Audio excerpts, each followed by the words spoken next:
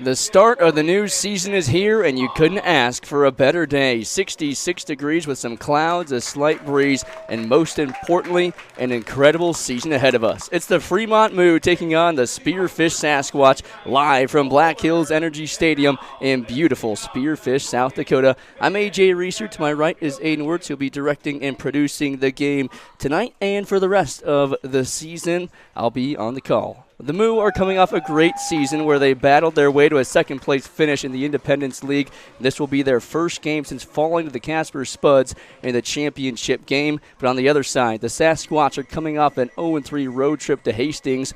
With a lot of guys still on the way, the team is not worried about the slow start. Coach and former player Ryan Bachman said earlier this week, "This is how all the seasons I've been a part of have started, so really nothing to worry about if you're a Sasquatch right now despite the 0-3 start." But today on the bump for Fremont will be the fifth year from Tucson, Arizona, Zach Vincent. He just finished up another season with Midland University, had 12 appearances, 7 starts, and picked up 50 strikeouts, and is a returner for Fremont. He pitched 38 in the third innings last year for the Moo. But on the other side for the Sasquatch will be Will Furry, making his second appearance of the year and his first start for the Squatch. This past weekend, Furry threw 2 2/3 in Game 1 against Hastings, picked up 2 strikeouts on 40 pitches, and he has an electric fastball that sits around the low to mid-80s, but watch out for that changeup. When he gets ahead and counts, loves to throw the changeup low and in the dirt.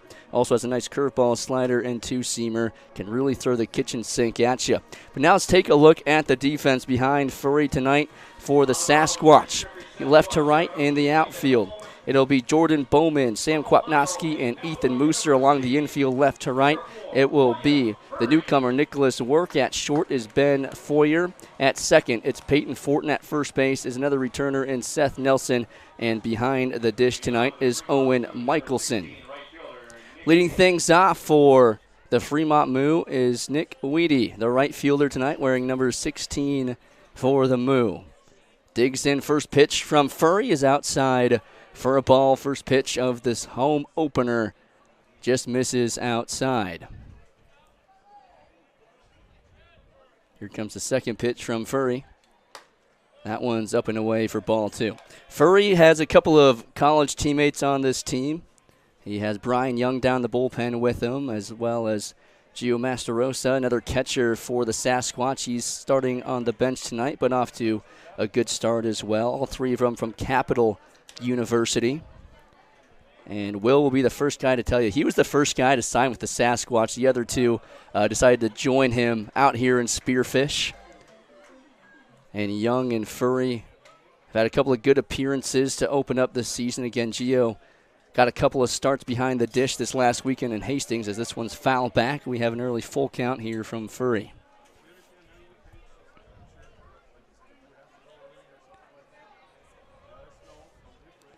Nobody on, nobody out. First batter for Fremont. Here's the 3-2 from Will.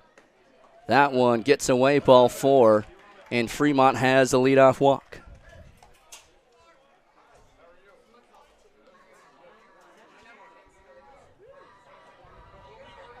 That'll bring up the catcher, Brendan Floyd, for Fremont. Attended Rowan College of South Jersey in Vinland, New Jersey. He's a freshman from York, Pennsylvania. As the first pitch catches the outside corner for a strike.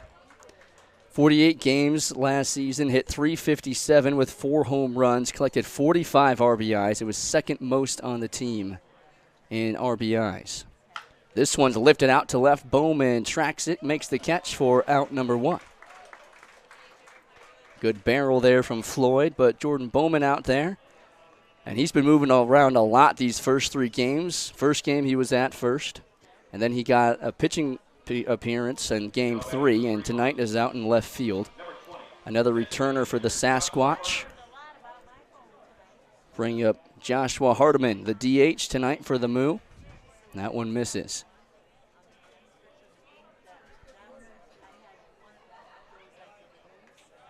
Hardiman attends Midland University in Fremont. Swing and a miss. Throw down to first. Gets away from Nelson. In 2025, for Midland, Hardiman hit .355 with a team leading 10 home runs and 38 RBIs. Previously played at Sierra College in Rockland, California. Furry looks in the 1-1. Off speed, just misses inside for ball 2. Backs Hardiman off the plate. It's Weedy at first after the leadoff walk. Here's the 2-1 from Furry. Called a strike on the outside corner, evens the count 2-2. Furry's got some electric stuff. And in that first appearance, picked up 3 strikeouts as well. This one's fouled back.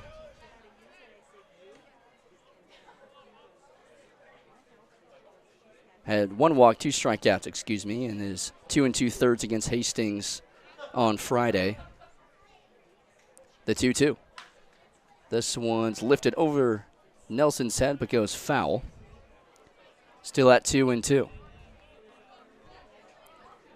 Now for Fremont, of course, coming off a phenomenal season last year. Made it all the way to the championship games against the Casper Spuds. This one misses just inside. So you have a lot of returners coming back, including the guy that'll be starting on the bump in the bottom half of the inning. And a lot of really good talent coming in from all over the country. Full count from Furry. Grounded left side. It'll be Foyer who picks it up, goes to second for 1. The relay to first is not in time. But Foyer guns down the lead runner at second for out number 2. Now Ben Foyer at short's been an absolute animal over there through the first 3 games. The team has nicknamed him Volpe after the New York Yankees shortstop Anthony Volpe. And when you watch his glove in his game, it's a fair comparison.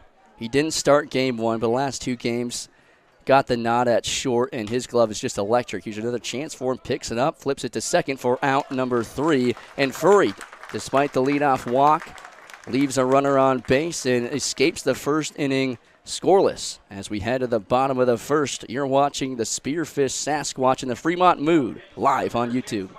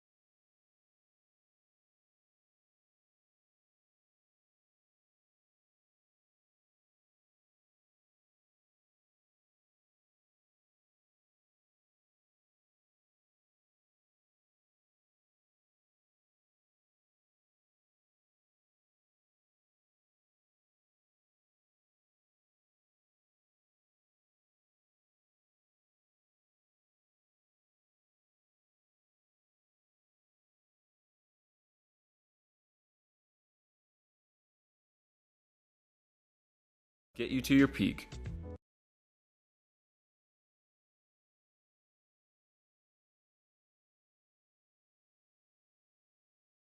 Sam Kwapnowski and Jordan Bowman to lead things off in the bottom of the first for the Sasquatch. Their first time at the plate at home this season. And to lead things off will be Ethan Mooser from Mount Elgin, Ontario. Goes to the University of Northern Colorado, a redshirt sophomore.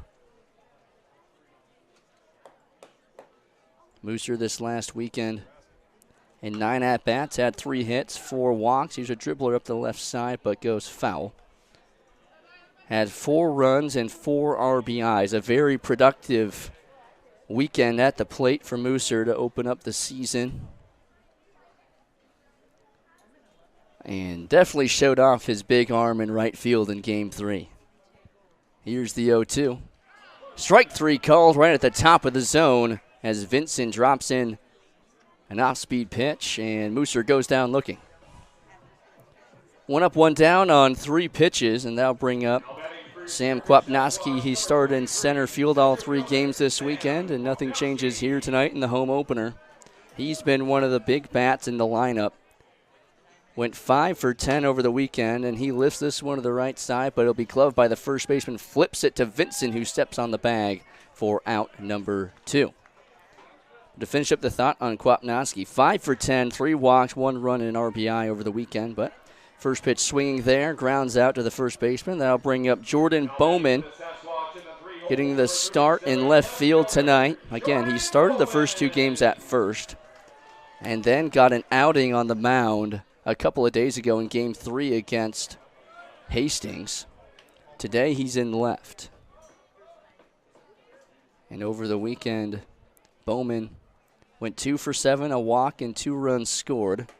That one floats in for a strike, evens the count 1-1.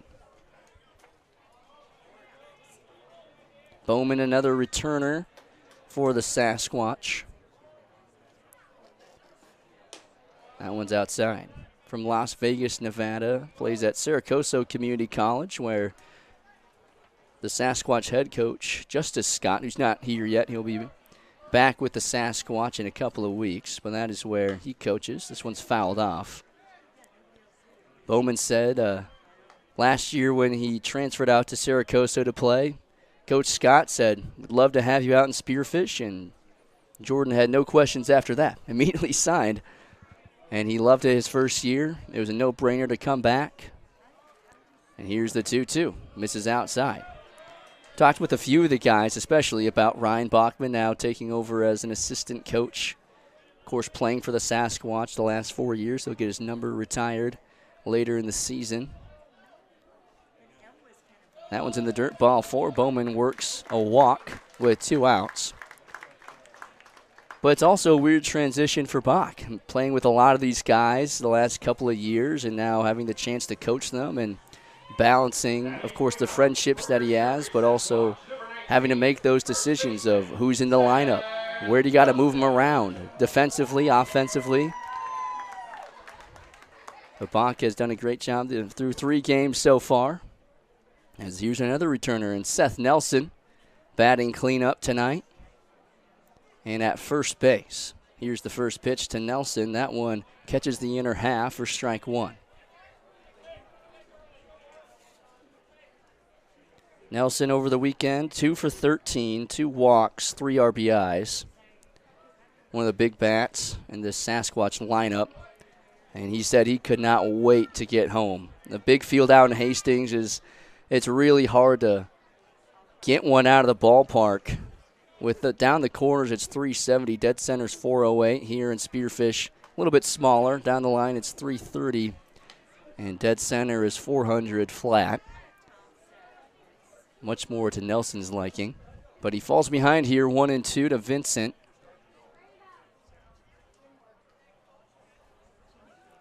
Missing away 2-2. And Vincent's off to a quick start. Picked up a strikeout and a 1-pitch ground out from Kwapnoski, but Bowman put together a nice at-bat to work the walk. Even count 2-2 to Nelson. Fouls it straight back.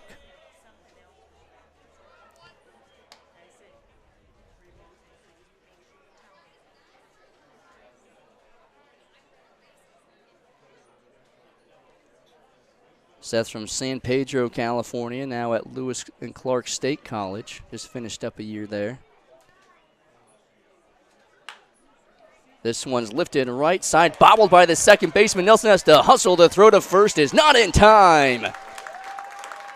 Nelson beats it out after the Moose second baseman couldn't handle it. Braden Jones popped out, that was Luke Saxton. Popped out of his glove, bobbled it, and Nelson able to leg it out. And that'll put 2 runners on and 2 gone for Owen Michelson, getting the start behind the dish tonight. 0 for 7 over the weekend, but had 2 walks, 2 runs, and an RBI. And I will say, Nelson's got some speed. It's a sneaky, speedy guy. He had a triple over the weekend. Able to leg that one out. See if the Squatch can capitalize.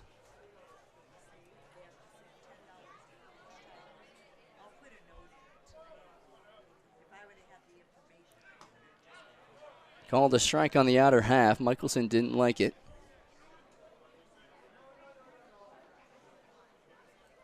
From Candler, North Carolina, at the University of North Carolina, Asheville.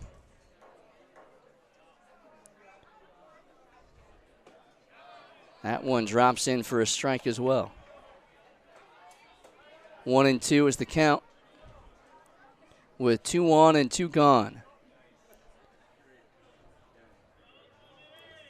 Furry was able to get out of the leadoff walk in the top of the first. Now Vincent in a jam here. The 1-2. Misses away with the fastball, evens the count 2-2.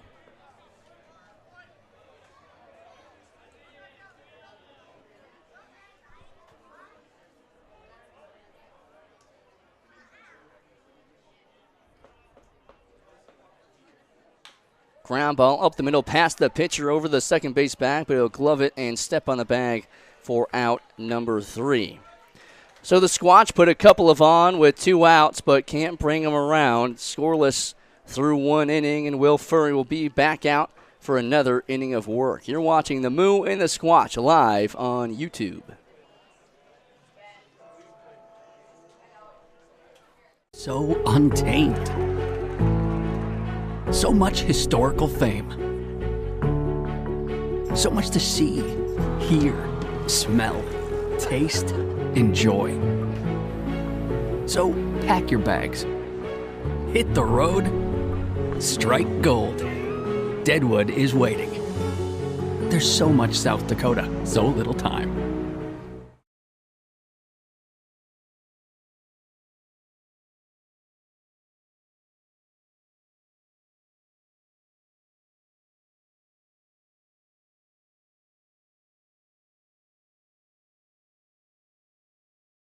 Comfortable silence, and new memories. And for 50 years, Super 8 has been there for wherever your journey takes you. So when the open road calls for a good night's rest, you can depend on Super 8's modern rooms at over 2,000 locations. Plus, earn Wyndham Rewards points for every stay. Super 8, one of 24 trusted brands by Wyndham. See you on the road.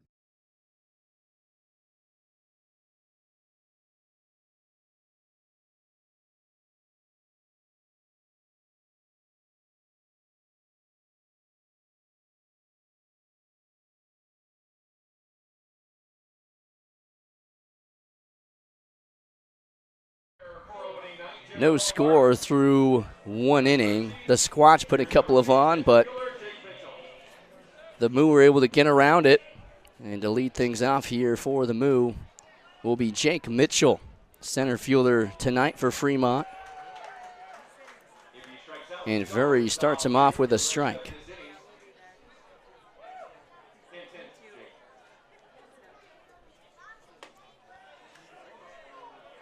Jake Mitchell plays for the University of Iowa from Iowa City. His older brother is Gable Mitchell, the starting shortstop for the Hawks, as he swings and misses on that one, falls behind 1-2.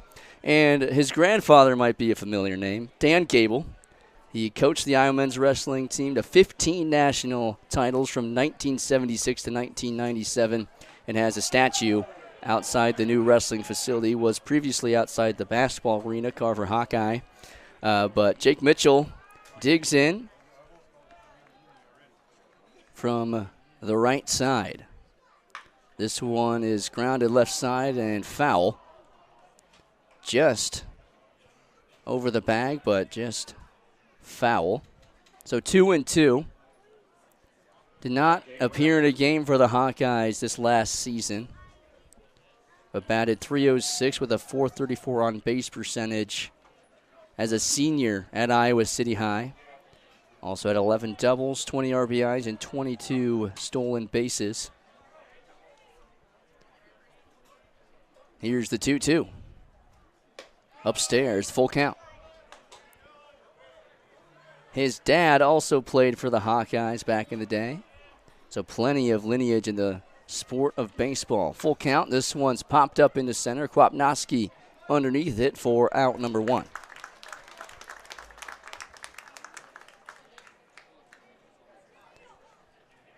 So good at bat by Mitchell. Works a full count, but ultimately a fly out. That'll bring up Michael Baker, the starting third baseman tonight for the Fremont Moo.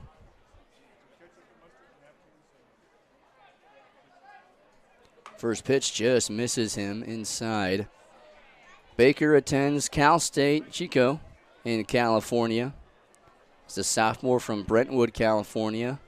Started all 53 games as a sophomore this last season.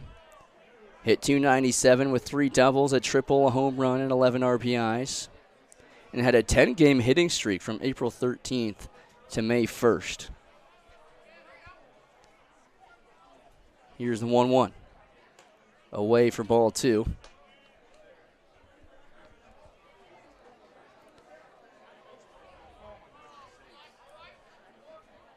Furry moving quickly. And this one's popped up. Kwapnowski giving chase again underneath it for out number 2. Couple of weak pop-ups to center from Furry. And 2 up, 2 down so far for the Moo. That'll bring up Brady Brown, the starting left fielder. Now batting for Fremont's number 11, left fielder, Brady Brown.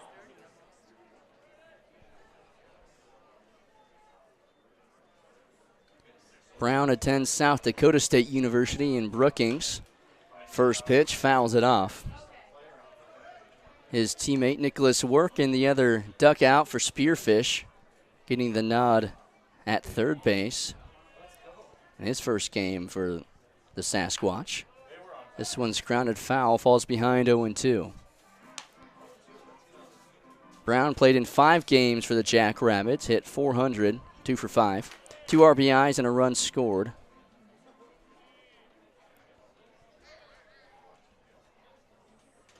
That one hits him.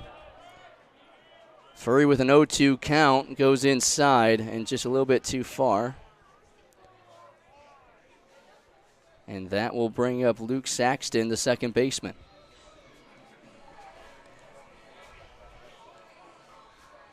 Definitely unfortunate situation for Furry, getting ahead 0-2 on 2 foul balls. And ends up putting a man on base. That one's called a strike on the outside corner. That's just the second free base allowed by Furry today. Led off the game with a walk, now a hit by pitch with 2 outs, and this one's grounded up the middle. Foyer has it, flips to second for the out, and Furry works out of another jam with a runner on, and we are scoreless through 1.5. Will Furry moving quickly and getting his guys back in the dugout. Due up next for the Squatch. It'll be Work, Fort, and Scott. You're watching the Moo and the Sasquatch live on YouTube.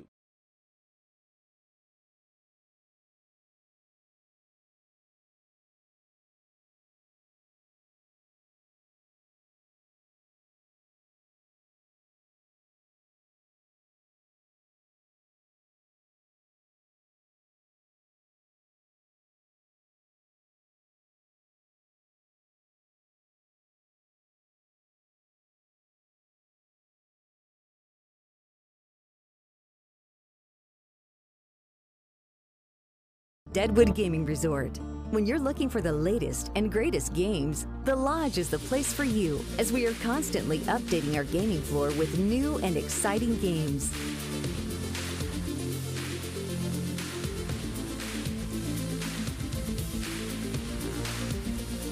There's always something fresh and fun at The Lodge at Deadwood Gaming Resort, your home for the newest games.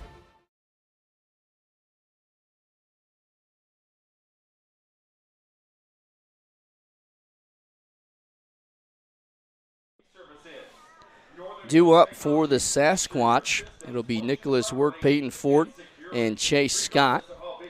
Work just got in on Friday as he was finishing up his season with the South Dakota State Jackrabbits, so did not make the trip down to Hastings. But of course, very excited to get started. Just finished up his freshman year out in Brookings. This will be the first look for Sasquatch fans as well. Chatted with him a little bit before the game.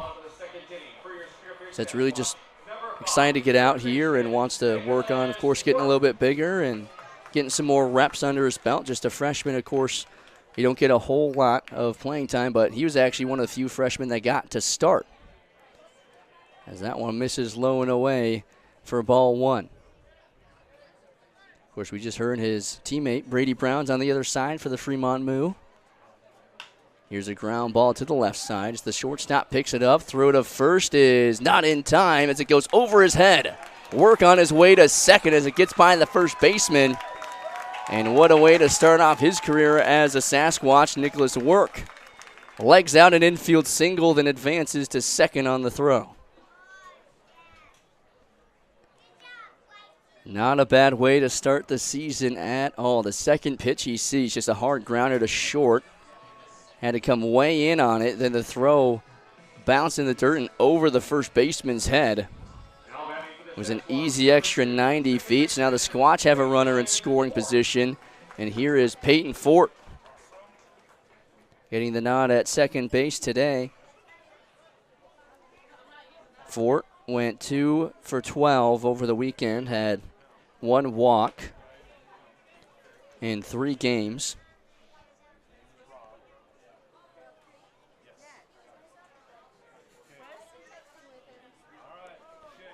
From Council Bluffs, Iowa. Played at Nyack, the North Iowa Area Community College. His freshman year was a first-team ICCAC Academic All-Region selection and was also Division II Player of the Week. And at the end of the spring semester, his freshman year was an Academic All-Region selection again. This is a chopper to the right side. Second baseman flips it on to first for out number 1, but Work advances to third. So the go-ahead run 90 feet away for Chase Scott, the designated hitter.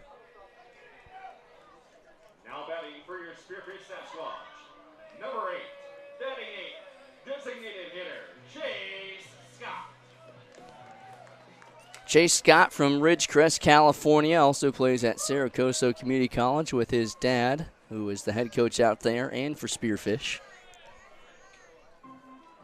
Over the weekend went 0 for 6, worked 2 walks, and scored twice as well in that final game of the Hastings series, where Sasquatch put together a heck of a fight despite being down 12-3. Made it at one point a 3-point game, or excuse me, a 3-run game in the 9th. But could not finish the job as they ended up falling 12-9. That one's outside, 2-1 on Scott with Work over at third. A couple of errors already for the Moo have put the Squatch in a good position early in the ball game. Couldn't capitalize in the first inning with a couple of runners on. Here's the 2-1. Fouled straight back on the off-speed pitch. Evens the count 2-2. Ben Foyer on deck, the shortstop. He went 3 for 11 over the weekend, scored 3 times and drove in 2. Even count 2-2 on Scott. That one just nearly misses him. Thought I might have caught his front elbow, but just missed him. Full count upcoming.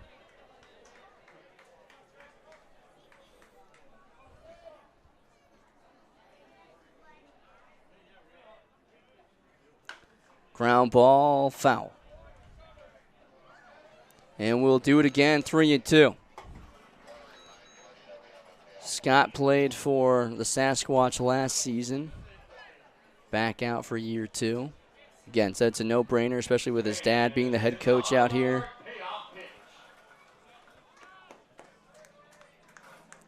That one floats upstairs for ball 4. Good at bat from Chase, works his 3rd walk of the season. Now I'll bring up Ben Foyer, who basically acts as a second leadoff guy for the Sasquatch with his speed and his bat-to-ball skills. Again, went 3 for 11 over the weekend. And has the ability to leg out an infield single if he needs to. Right now, the Squatch just need him to put it in play. Runners on the corners and 1 out, and that one misses high. Vincent's been solid on the mound, but the 2 errors and a couple of free bases have put him in jams in back-to-back innings.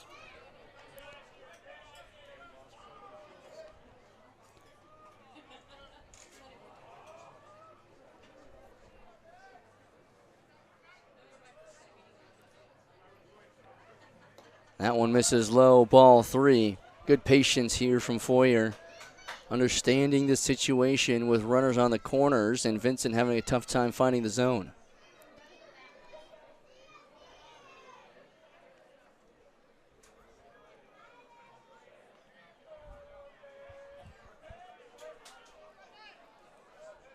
Here's the 3-0. Catches the outside corner for a strike. Foyer thought it just missed, but taking all the way there with the 3-0 count. Outfield a couple of steps in for Ben, the 3-1. This one's a chopper to the right side. Second baseman gloves it, goes to second for 1, but no, he comes off the bag. The ball goes into shallow left. The run will score. Foyer takes second. Scott advances to third, and another error by Fremont, but the Sasquatch strike first on the error from Fremont. And that's what Foyer can do. Just put it in play. Plenty of speed. Would have beaten it out and avoided the double play anyway. But the second baseman having a tough time over there. Luke Saxton, that's his second error. And that one ended up getting past the shortstop, Brady Brown, and into left field. So now 2 runners in scoring position. Spearfish up 1-0, and Ethan Mooser digs in with still only 1 out. That one misses outside. Mooser struck out his first time up.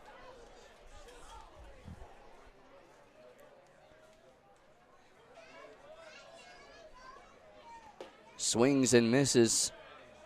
Evens the count 1-1. A little bit of movement on that fastball. Started in, then cut back over the plate. But Mooser's got an interesting story. Of course, we talked earlier from Canada, but there's no organized high school baseball in Canada, just travel teams. And he said that in order to get noticed, they'd play a lot of tournaments in the U.S., and he used Twitter a lot. He said he would post everything, singles, base hits, just anything where he was on the field, whether if it was as simple as a single, he would post it on Twitter.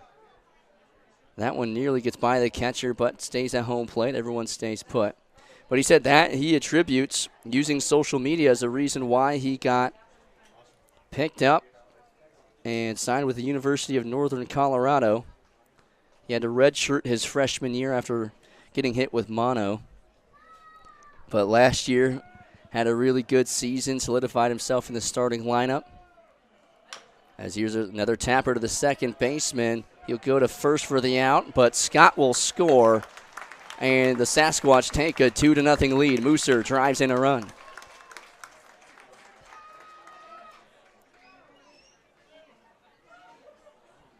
And the other fun thing about Mooser, he started his freshman year right around 170. He ballooned up to 190 in just a year or two.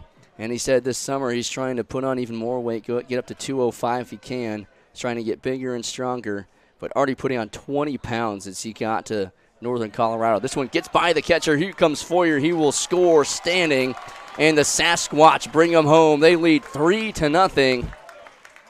And Vincent facing some struggles on the mound with the free bases, now a pass ball, and 3 errors already made by the defense.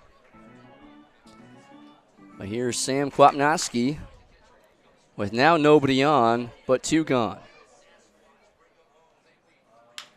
Chopper again to the second baseman, picks it up. The throw to first is in time for out number 3, but not before Spearfish get on the board first, and they lead it 3-0. It's been the free bases and the errors early, but great base running from Ben Foyer as he comes around to score. 3-0 Spearfish as we head to the top of the third.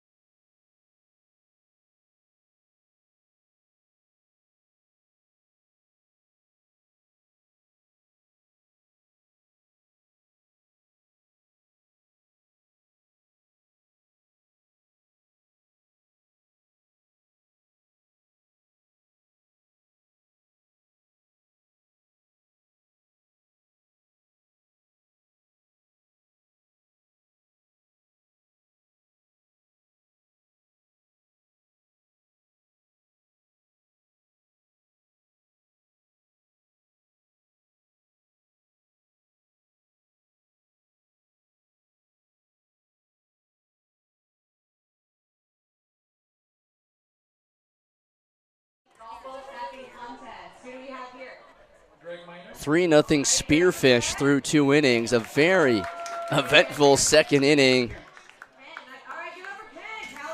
3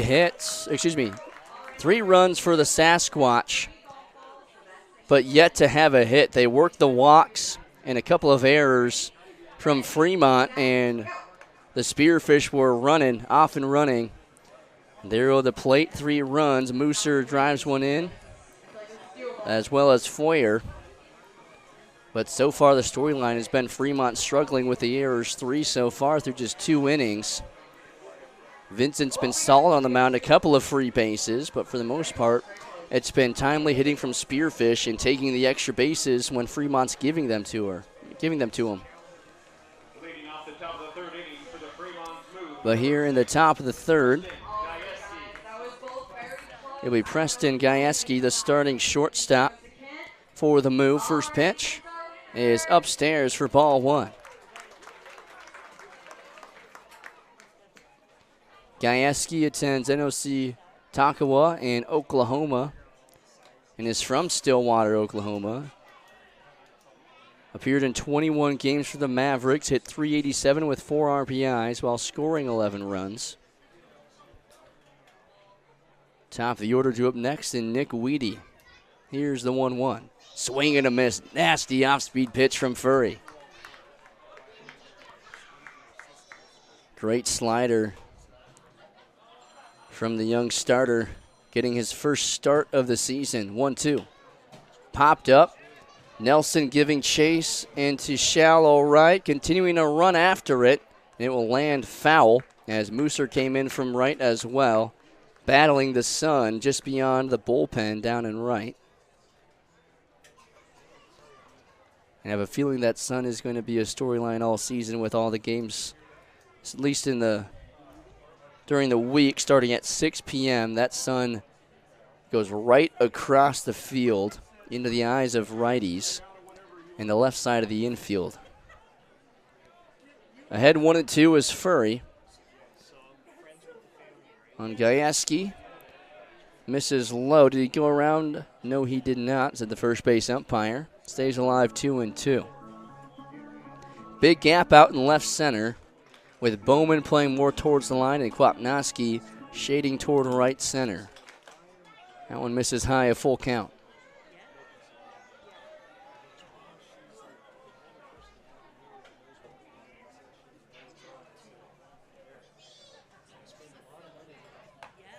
Ball 4, and Furry works the leadoff walk. Good at bat from Preston Gajewski to work to a full count. Foul off a couple of pitches. Gets on base for the top of the order in Nick Weedy. He led off the first with a walk. Now batting for Fremont, number 16, Nick Weedy.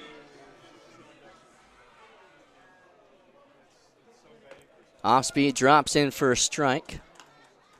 And Furry really likes to use that changeup, not afraid to use it early in counts. Start the batters off slow. Here's the 1-0. Goes back inside with the slider and misses 2-0.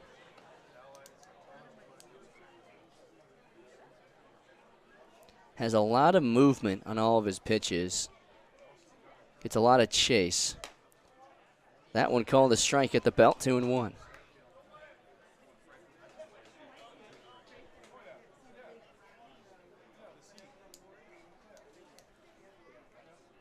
Excuse me, the count is 1-2.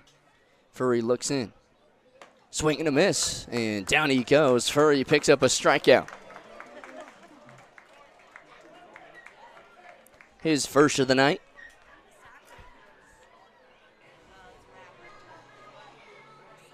Now batting for Fremont, number 8, Brendan Floyd. Brings up Brendan Floyd, the catcher.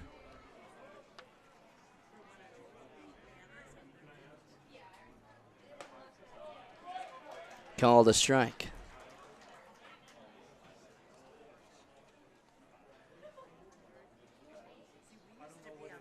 Floyd, his first time up, lined out to Bowman out in the left. That one misses low.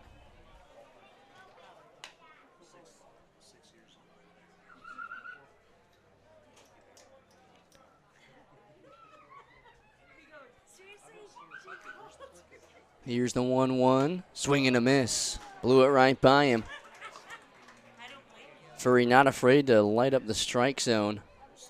One of his big goals this summer is to get a little bit stronger, up the velo. This one's fouled straight back. And that's kind of been the consensus across the bullpen in the starters when asking about some goals for this summer, what they want to work on. A lot of the guys are coming off of injuries. But across the board, everyone's trying to up the velo. Here's the 1-2. This one's cranked to left. Bowman comes in. He can't get there. Runner around second, but he'll hold up there. And it's first and second with one gone and a single for Brendan Floyd. Now batting for Fremont, number 20, Joshua Hardiman. Then I'll bring up Joshua Hardiman, the designated hitter, with 2 on and 1 gone. Hardiman 0 for 1 today. Grounded into a fielder's choice back in the first. Furry checks the runner at second, now goes home, called a strike on the outside corner. And that's another thing with this last weekend. Hastings was able to create a lot of havoc on the base paths, played a lot of small ball. But Michelson's got a big arm behind the dish, was able to throw a guy out in game 2. Misses away for ball 2. Gio Massarosa is the other catcher for Spearfish. Has a big bat. But tonight giving Michelson the nod behind the dish. And with Chase Scott, the designated hitter, moved Massarosa to the bench, but could certainly come in later in the game if they need him. Misses low for ball 2. Fremont putting together a nice inning here with 2 on and only 1 out. Down by 3 in the top of the third. This one's fouled off.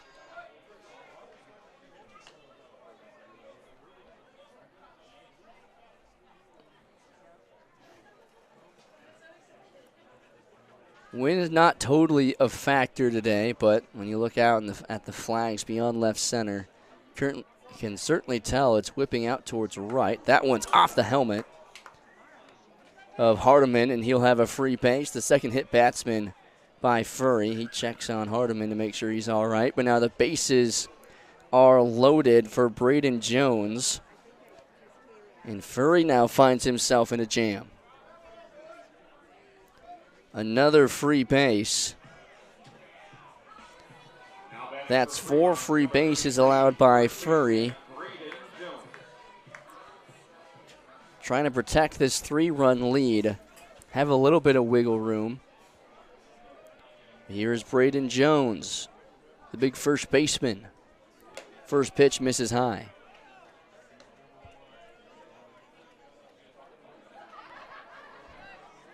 Jones attends Doane University. He's originally from Papillion, Nebraska. That one misses high. His teammate is out in center field currently for the Sasquatch, Sam Kwapnowski.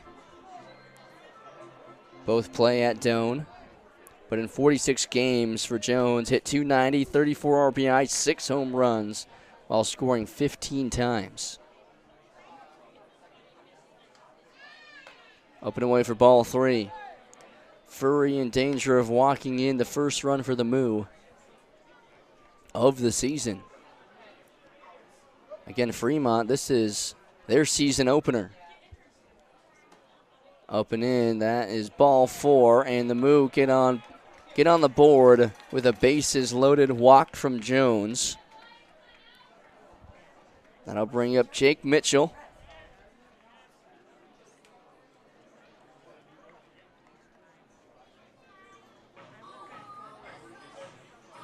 Mitchell flew out back in the second to Kwapnowski in center. First pitch is inside, nearly hit him. Furry struggling to find the strike zone here, and Michelson's going to take a trip out to the mound. 5 straight pitches outside the zone for Furry. Make it 6 after the hit by pitch 2 batters ago. And Michelson just trying to calm down his starter. Furry was really excited. He was supposed to start in Game 4 against Hastings, but it got rained out. So he knew he was going to have the chance to start the home opener for the Sasquatch. He was solid through the first 2 innings, allowing just 2 base runners. But now in a bases-loaded jam with 1 out, one's already scored. Here's the 1-0. There's a strike. 1/3 of the way there.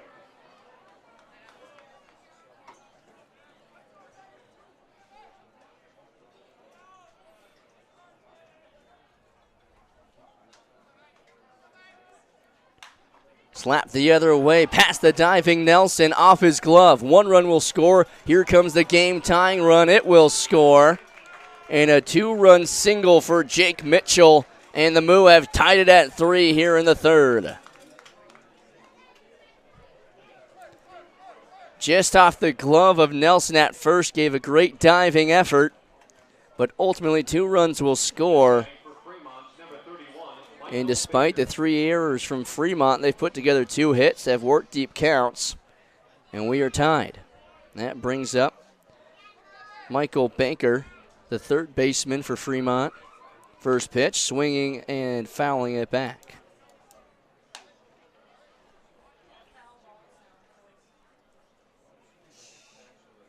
Baker, as we said earlier, played for Cal State Chico. In his freshman year was the only freshman to letter while having started 32 of 33 games. This one's lifted out into shallow right. Mooser has it for out number 2. Everyone will stay put. Not testing the big arm of the Moose.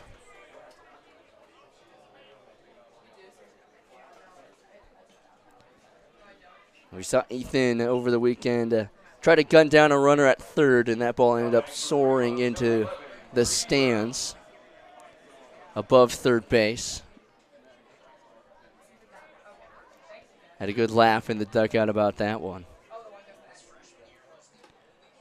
Up and away for ball 1 on Brady Brown, the starting left fielder.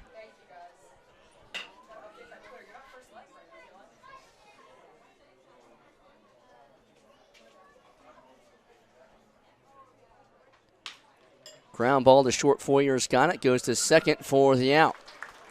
Foyer gets out of the jam, leaves a couple of stranded, but 3 runs come across on a couple of free bases and timely hitting from Jake Mitchell as he slaps one to right. and scores the game-tying run. We're tied at 3 as we head to the bottom of the third.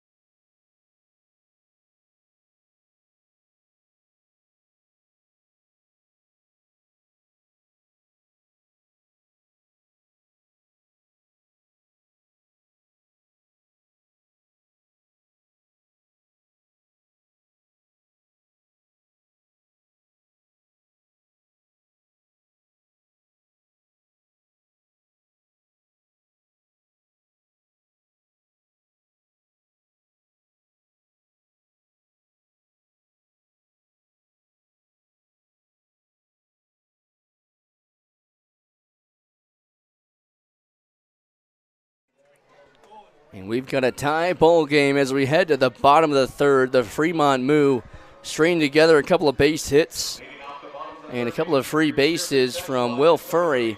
And we're tied at 3. Now it's the Sasquatch's turn. Leading things off is Jordan Bowman, the starting left fielder. First pitch from Vincent. That one nearly hits Bo, but just squeaks by him.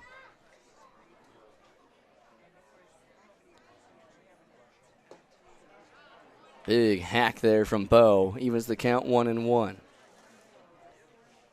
Bowman back in the first, worked a walk. Misses away.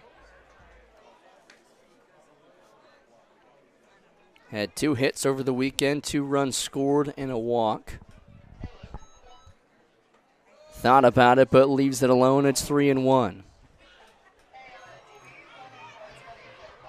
Now, the Squatch have been putting the ball in play, especially this last weekend. It's been scoring runs that have been difficult, but Bowman works a walk here as Vincent's starting to pick up the pace, but couldn't find the zone. That'll bring up Seth Nelson. A lot of power in this guy's bat.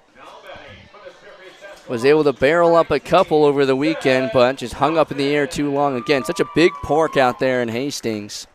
Really hard to drive one out.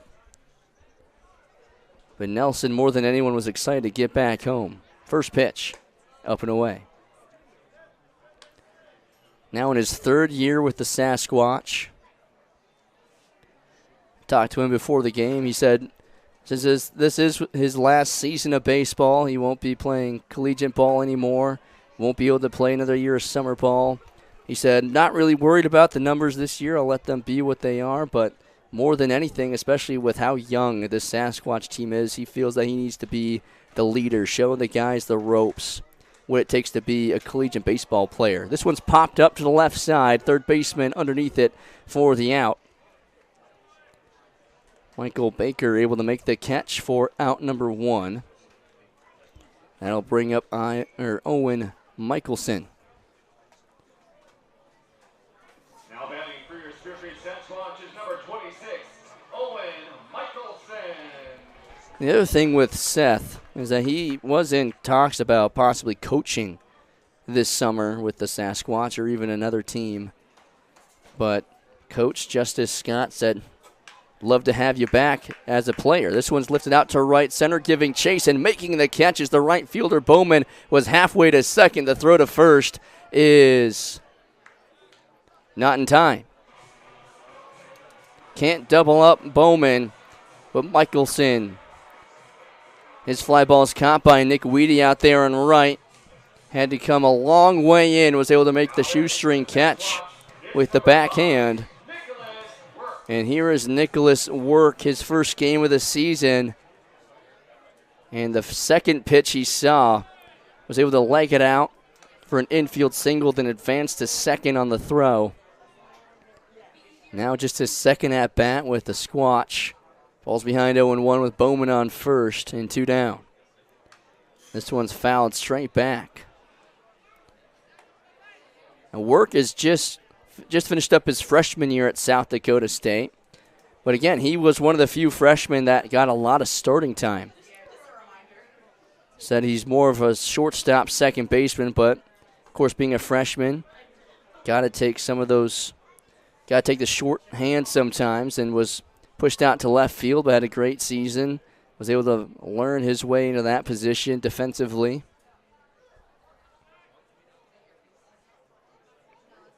That one gets away from the catcher, bounces out in front of him. Bowman will take second easily. Couldn't find it. What did the catcher?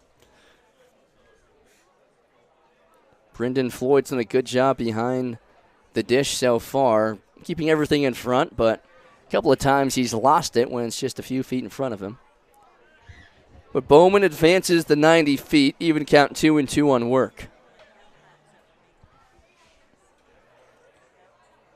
Here's the pitch. That one misses away. Full count upcoming for Nicholas Work.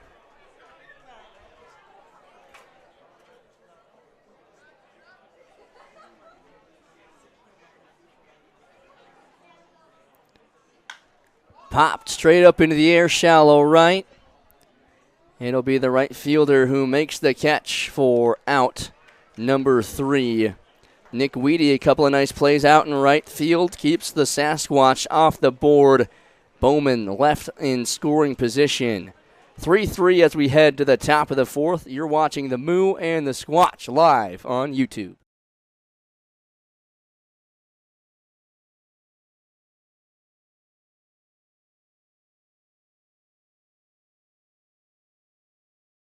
To be on the sidelines to support our local athletes, at our clinic locations throughout the region, and at our Ortho Express walk-in clinic when you don't have time to make an appointment. We're here when you need us, working as a team to make your comeback stronger than ever, getting stronger, getting better, getting you back to your best self. Monument Health Orthopedics and Sports Medicine, here for whatever moves you.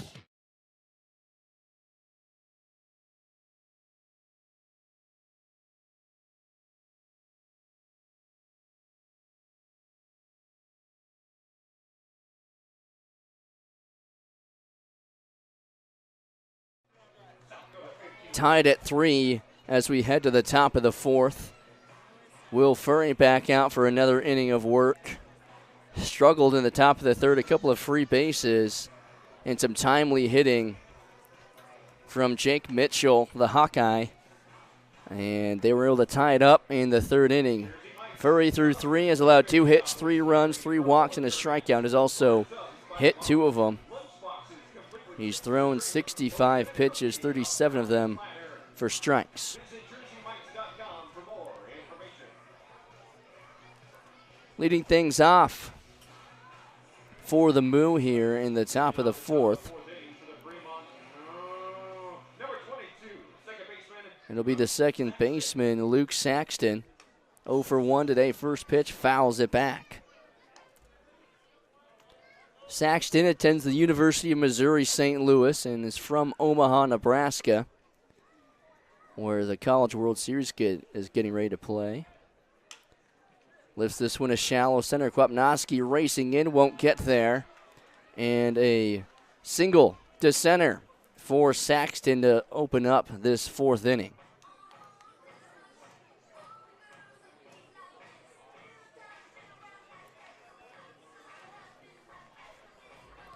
The Moo have done a good job of getting the leadoff runner on in almost every inning so far, besides the 2nd. Bender floats in for a strike from Furry. Preston Gajewski, the shortstop, digs in.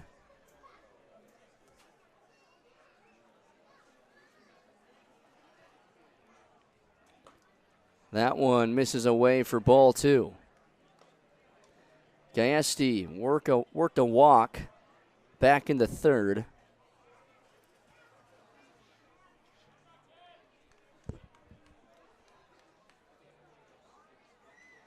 That one floats outside 2-0. No movement down the bullpen yet for the Sasquatch, but almost everybody is available outside of the guys who started over the weekend. Runner takes out for second. The throw from Michelson is high, but in time. Fort puts down the tag, and Michelson has his second runner thrown out this season. Owen Michelson, a hot start behind the dish for the Sasquatch as he guns down the runner taking off for second. Here's the 2-1. This one's lifted foul.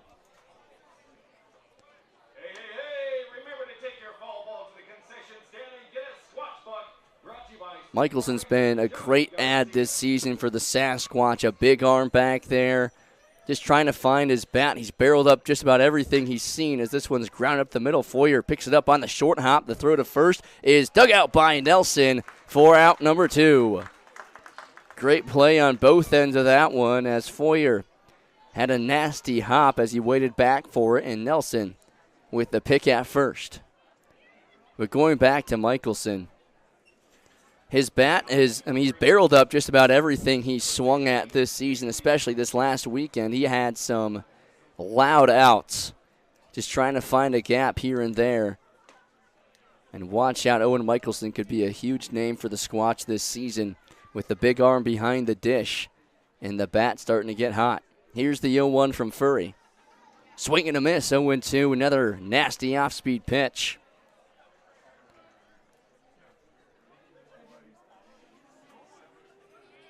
Nick Weedy, the leadoff hitter, behind 0-2. Big gap out in left center. This one's line to center. Kwapnowski will have to pick it up. And another 2-out single for the Moo.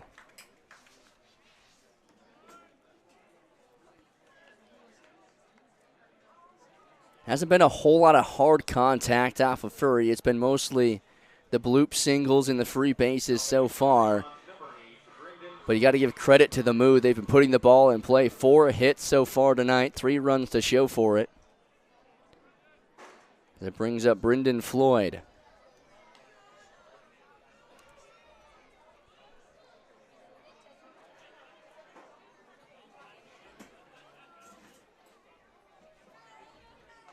That one floats inside. Good stop from Michelson behind the dish.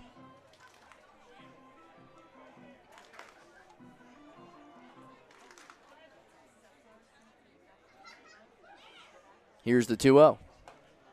Throw down to first, not in time. Bowman lost his sunglasses as he was going back to the bag. He says, excuse me, that's Nelson down there. He said, screw it, I don't need him. Sun's behind me anyway. Here's the 3-0. Furry delivers. Ball 4, 4-pitch walk. Puts Floyd aboard after getting 2 outs. Now has 2 aboard for Joshua Hardiman, the DH.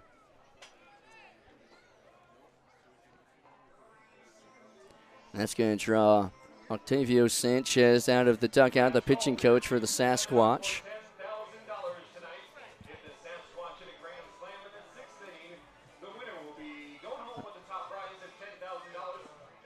Looks like somebody's now walking out to the bullpen to start warming up, so they won't be making any moves here. But Octo talking things over with his starter, Will Furry. He had a lot of good things to say, especially after his first outing last weekend. But the walks have been piling up for sure. Furry up over 80 pitches already.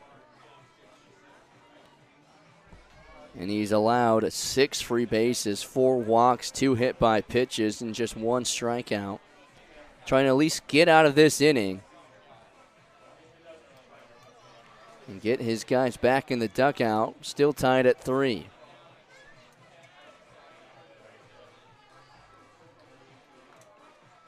Here's the first pitch to Hardiman. This one's popped foul and out of play. Remember to take Hardeman 0 for 1 today, worked a walk earlier, but falls behind 0-1.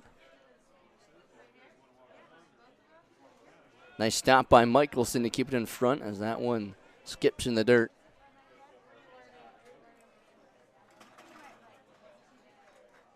Excuse me, Hardeman got hit last time. Didn't walk, he got hit off the helmet.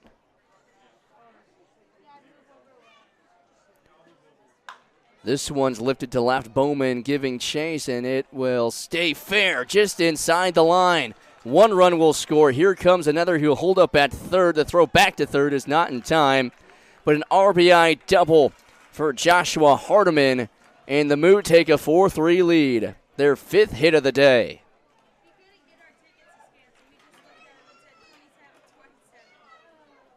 Hung up in the air for a while and just stayed fair down the line. It was hard to tell with the line starting to fade with all the rain we've had here recently.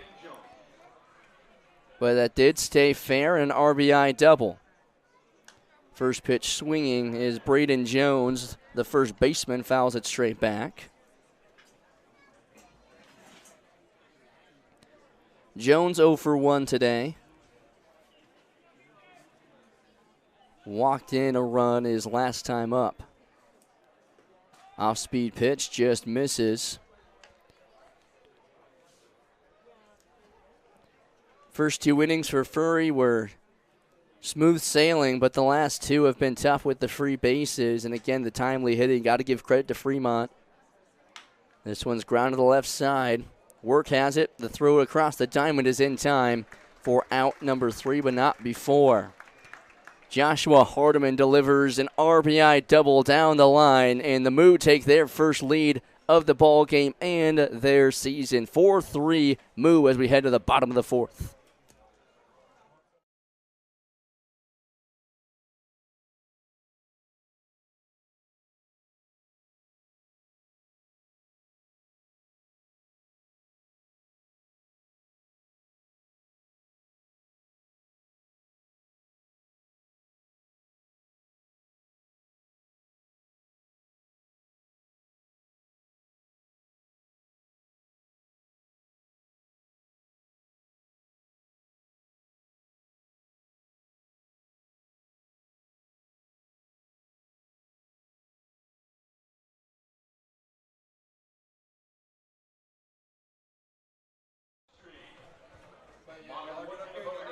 (4-3) Fremont as we head to the bottom of the 4th. Vincent back out for another inning of work through 3 innings. He's allowed no hits, 3 runs, none of them earned. They've had 3 errors this ball game. Has 3 walks and a strikeout. He's thrown 60, has thrown 30 for strikes. And he's been efficient outside of that 2nd inning where the walks started to hurt him. But really, it was the errors that hurt him more than anything. He's been really solid. See if the Sasquatch can tie things up here in the bottom of the 4th. And I believe Furry's night is most likely done. Trying to get a look at who might be warming up in the bullpen. Tough to see. But if it is the last batter we saw from Furry, he went 4, allowed 5 hits, 4 runs, 4 walks, a strikeout, also hit 2. In 86 pitches. Now due up for the Sasquatch, the second baseman Peyton Fort. On deck will be Chase Scott and the whole Ben Foyer, and we'll hit the top of the order if we get there. First pitch to Fort from Vincent is lined foul down the first baseline. Fort, also an interesting story to Spearfish. Got to talk with him this weekend on the bus ride home from Hastings. He's moved around a little bit in his collegiate career, but actually got connected with the center field, Sam Kwapnowski, as they played summer ball together last year, and Sam said, "Hey, I'm going out to Spearfish. Want to come with me?" And he said, "Why not?" He sent his tape over to Bach, and he said, "Yeah, we'd love to have you." This one's popped up to center, and an easy catch there for the center fielder, Jake Mitchell, for out number 1. Well, that's one thing about summer ball. Of course, you can put together the tape and have the numbers, but more often than not, the way you get to a team is through connections. Almost every single guy that I talk to about how they first end up here at Spearfish, it's one of their coaches knew Scott, or one of their coaches knew a guy that played for Spearfish and said it'd be a great place to go and play. I mean, it's a beautiful backdrop here with the mountains out beyond the center field fence, and a great fan base as well. And for everybody that is here, they've said once we got out here, it's a no-brainer that this was the place to be. Well, that's been the funny thing. You go through the recruiting process in college, a lot of these guys still trying to get drafted. But for summer ball, it's the connections and who's going to give you the opportunity to get some more innings under your belt. And again, for a lot of these guys, they're coming off injuries or a redshirt season where they didn't play a lot.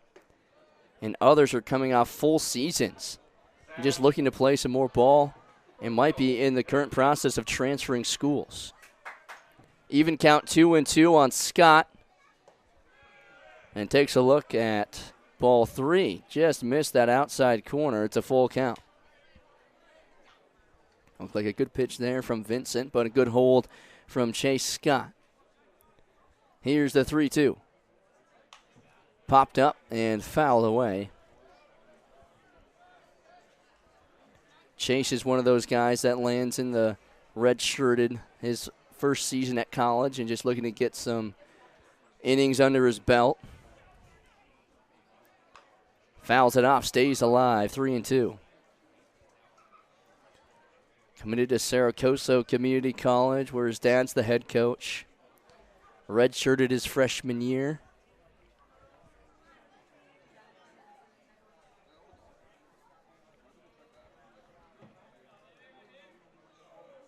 Here comes the 3-2. Ground ball to the left side. Third baseman picks it up. The throw over to first is in time for out number 2. Nice play from Baker over there at the hot corner. Now bring up the 9-hole hitter in Ben Foyer. Now batting for the Spearfish Sasquatch, number 3, Ben Foyer. Foyer 0 for 1 today, who was able to get on his first time up on an error and was able to take second on the throw. Ended up coming around to score, also drove in a run on that reached on error. This one's a lifted foul over the Sasquatch bullpen. Remember to take your foul ball to the concession stand. Falls behind 0-2. Ethan Mooser on deck if we get to him in the top of the order. Here comes the 0-2 from Vincent. Up and away. Good frame there from the catcher, Brendan Floyd, but the home plate umpire didn't budge. 1-2. Big gap out in right center. Here's the pitch. Away for ball 2. One thing with Foyer that we've noticed is Jake Mitchell's taking a few extra steps in and shading a little bit more towards the pull side. Here's the 2-2, fouls it off. But the right fielder, Nick Weedy, is hugging more towards the line, so it leaves that push side for Foyer wide open if he's able to poke it over the second baseman's head. And as we saw in his first at-bat, has plenty of speed to take extra bases. 2-2 lined up the middle, and it will drop in for a base hit. And Ben Foyer has his 4th hit of the season. Now back to the top of the order, it's Ethan Mooser. For the Sasquatch, right fielder, Ethan Mooser. Mooser had a great weekend down in Hastings. And tonight, 0 for 2 with an RBI.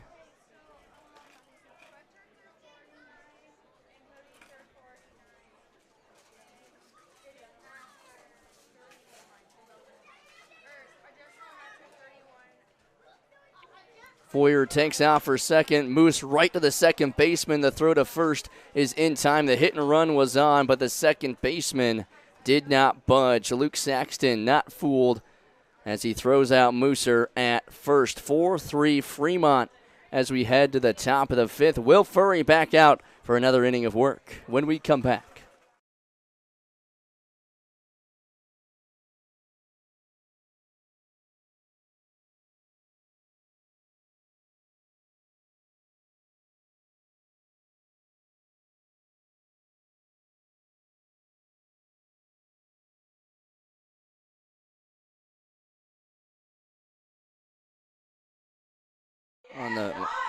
Welcome back to Black Hills Energy Stadium in Spearfish, South Dakota. And we've got some fans playing a little hula hoop down the first base line. A lot better than I could do, I can tell you that much. Yeah, AJ, this is my first time on the mic tonight, but I'll tell you, I'm not the biggest hula hooper, I'll be honest. I'm more of a viewer than a doer in this case, but game's going well so far. You sound great. Learned some technical issues here with the Sasquatch, but that was Megan over there. Megan's one of the interns. AJ, of course, is also one of the interns, but it's a really fun squad here out in Spearfish. AJ, as you've mentioned, the mountains in the back are just beautiful. You kind of get that view every single day. Yeah, you can't complain too much about this view here at Black Hills Energy Stadium. The rolling mountains out beyond center field. Perfect backdrop and a beautiful day for the home opener for the Sasquatch. But they trail 4-3 to the Fremont Moo in their season opener. Furry is back out for another inning of work, but looks like we have some arms warming up down in the bullpen. Jack Riley warming up, did not make the trip down to Hastings as he also just got in this weekend. Finished up his freshman season at St. Thomas University. A 6'1" freshman from Sioux Falls, South Dakota, back in his home state after spending the school year in St. Paul. This one's popped up to the right side. Nelson giving chase in front of the bullpen. It will go over the fence and into the stands. Leading things off for the Moo here in the top of the fifth is Jake Mitchell, the center fielder.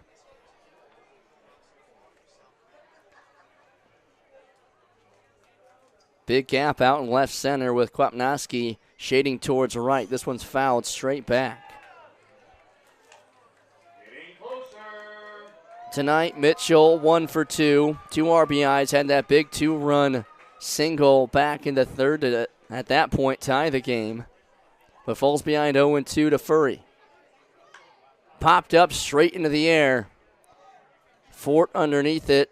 Builds a fort, makes the catch for out number 1.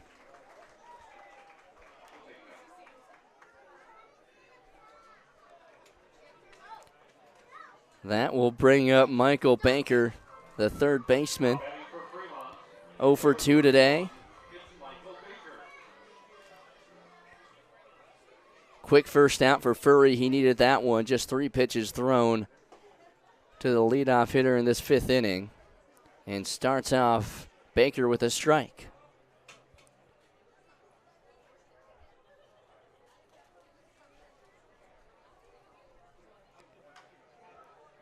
Fouls that one off up the first base line. Falls behind 0-2.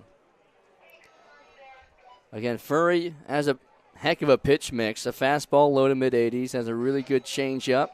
Mixes in that curveball and slider. Also has a good, decent two-seam that he'll mix in as well. Way outside 1-2. And when asking about his mindset and what he likes to do, start guys off, he said, I'm just going to throw whatever I feel like is good. It could just be about anything. Sometimes he doesn't even know what he's going to throw. And when talking with his Capital teammate, Gio Masterosa, he's caught him quite a bit, of course, in college, and I asked him what are some of his tendencies, and he said sometimes he doesn't even know. It's very much whatever feels good that day, and it messes with the hitter quite a bit as well. As this one slapped to left for a base hit. Michael Baker aboard with a 1-out single. That's his first hit of the season.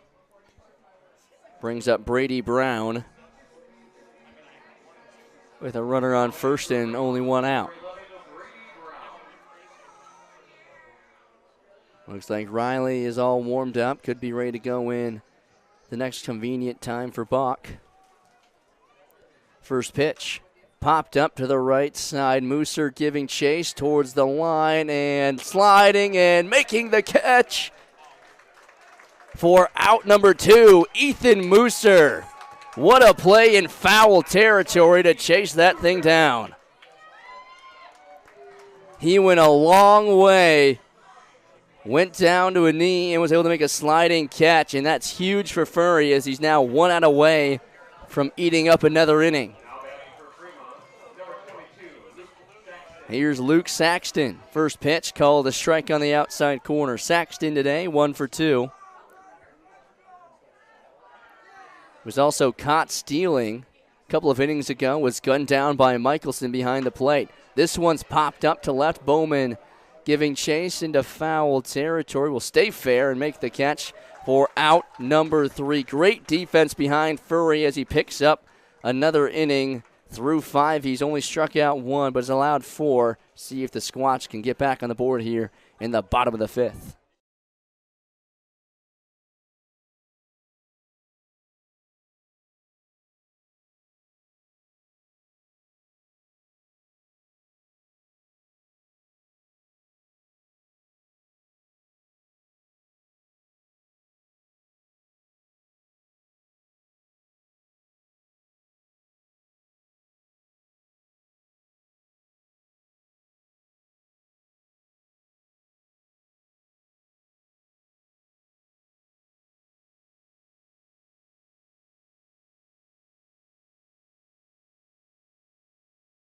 Touch of a button, it instantly allocates tip pooling and tip splitting. Our employees love it that as soon as we've done the tip distribution, they can see what they made yesterday. It's real straightforward.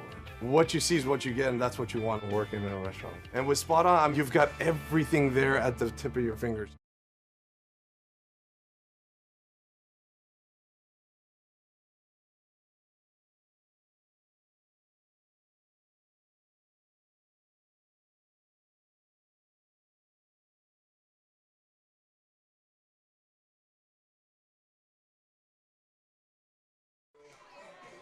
Welcome back to Black Hills Energy Stadium in beautiful Spearfish, South Dakota.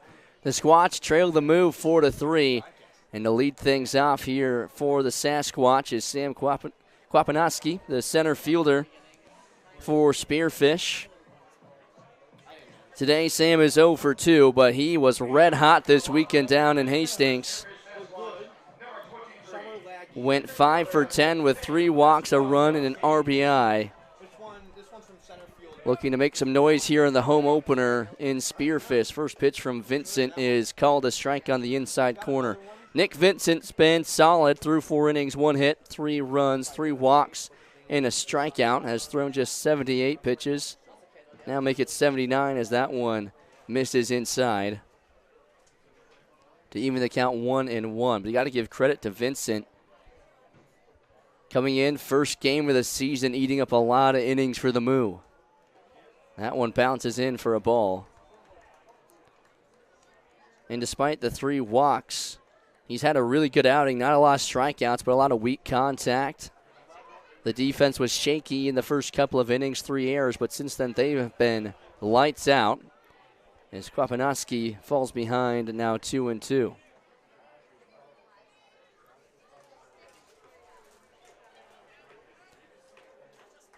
Even count 2-2. Vincent delivers, fouled off. Into the Fremont bullpen down there. They pick up a new baseball.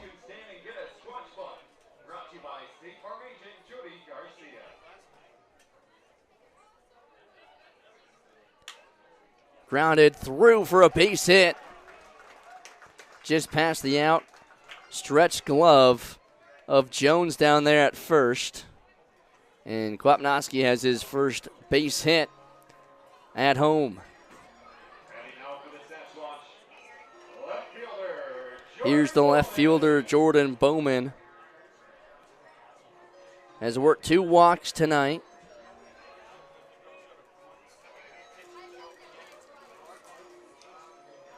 First pitch from Vincent. Lifted foul. Bowman's another big bat, just itching to find some green grass. He's hit it hard all weekend. But again, with the wind blowing in Hastings and how big the field is, everything kind of just hung up in the air for the defenders to make plays. It was really hard to find anything, but this one's lined up the middle, off the second baseman's glove. Sam will beat the throw to second. The throw to first is in time. Did not try to attempt the throw to second, so Sam got there in easily, but Bowman is gunned down at first after it bounced off the glove of the second baseman, Saxton, able to corral it, and Bowman does not think he's out, but as the Matt Gonzalez, the third base coach, comes out to talk things over with the umpire. But this is going to stand here as Bowman is thrown out at first. Close play. Everyone in the blue and white thought he was safe. But it'll bring up Seth Nelson now with Kwapnowski in scoring position. He's the tying run. The go-ahead is at the plate. Nelson digs in 0 for 2 today. First pitch, popped up and foul. Seth's been getting a hold of a lot of baseballs too, just underneath everything. And again, this weekend in Hastings, everything just hung up in the air. So if you put it in the air, it had to stay low. Here's the 0-1. Called a strike at the knees, 0-2. Came back with the fastball. Michelson on deck for the Squatch. He's 0 for 2.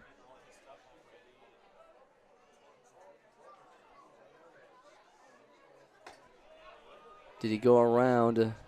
No check that he did not, so it's 1-2, just up and outside.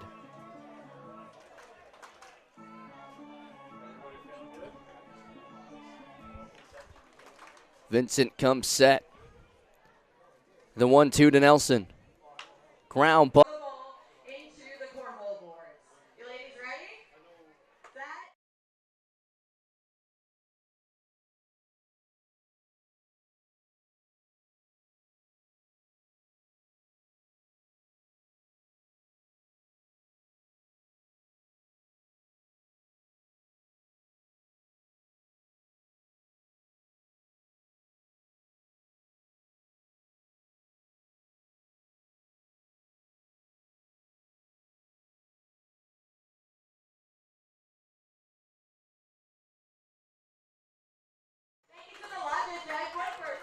Welcome back to Black Hills Energy Stadium. 8-4 ball game. And a big 4-run, 6th inning by the Sasquatch as they retake the lead in a big way. But the conversation tonight in the Fremont dugout is going to be the 6 errors. Not a lot of the runs are going to go against the pitchers tonight as the Sasquatch have been running on the base paths and taking advantage of all the free opportunities, whether it comes via the walk or the error. But game's not over yet as we head to the top of the 7th. It'll be Braden Jones to lead things off for the Moo. Jack Riley back out for another inning of work. Misses inside for ball 1. Riley in that first inning allowed 1 hit.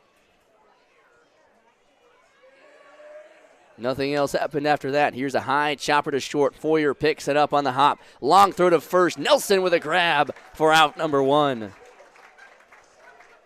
Nice play by Foyer deep in the hole at short, and Nelson reached up on his tippy toes to catch that one for the out.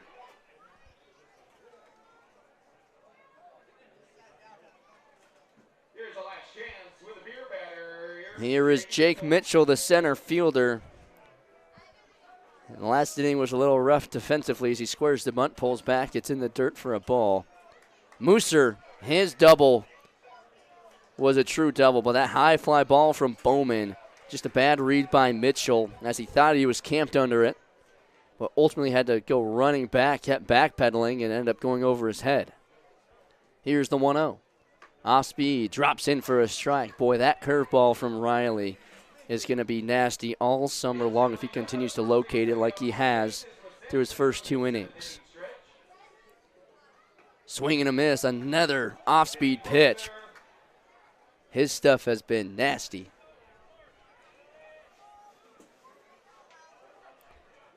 Riley way ahead, 1-2. Big gap out in left center.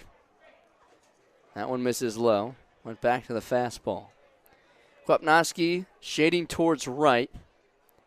So that leaves the left side of the outfield wide open for Mitchell if he's able to poke it out there. 2-2, floats inside, doesn't bend enough over the plate. The Spearfish dugout thought it did. Here's the full count from Riley. In the dirt, ball 4. Good at bat there from Mitchell to battle back to work a walk. That'll bring up Michael Baker, the third baseman. Baker today, 1 for 3.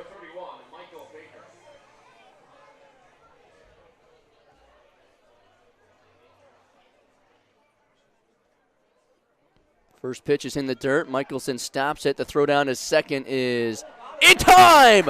Wow, what a throw from Michelson. A huge jump from Mitchell. And Michelson still able to gun him down. Fort applies the tag on the foot. And Michelson has 2 runners thrown out tonight. His arm continues to be a weapon for the Sasquatch. Misses away. The pitch was in the dirt. He had to go down and block it. Took a couple steps in front of him, picked it up, and a strong throw down at second on the money to Peyton Fort, who's covering the bag. Here's the 2-0. Line to left for a base hit. Michael Baker aboard with his second hit of the night.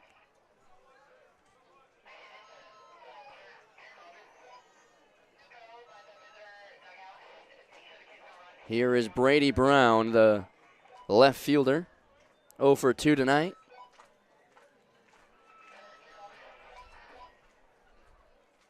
First pitch. A strike is called at the plate as it broke back over the plate.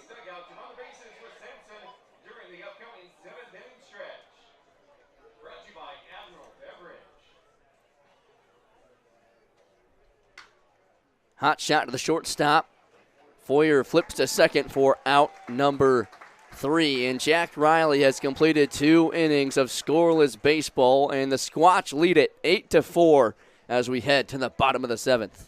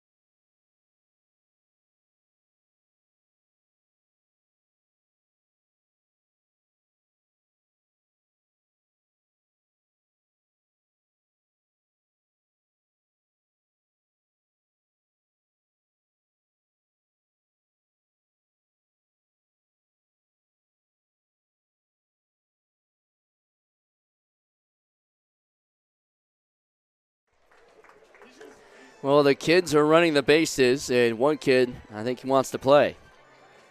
He might be the size of the left foot of some of the guys out there, but he's ready to go. And the intern, Eli Burrows, is just going to pick him up and bring him home. It's kids run the bases in the 7th inning stretch here in Spearfish. But also a close game, 8-4. The Sasquatch hang 4 in the 6th to take a 4-run lead. And a new pitcher for Fremont. Looks like it is number 4, Grant Wichkowski, the 6'2", right-handed pitcher from Northwestern College. Is originally from Adel, Iowa. Excuse me, it's Rickonowski. But he comes into the game in an 8-4 ball game.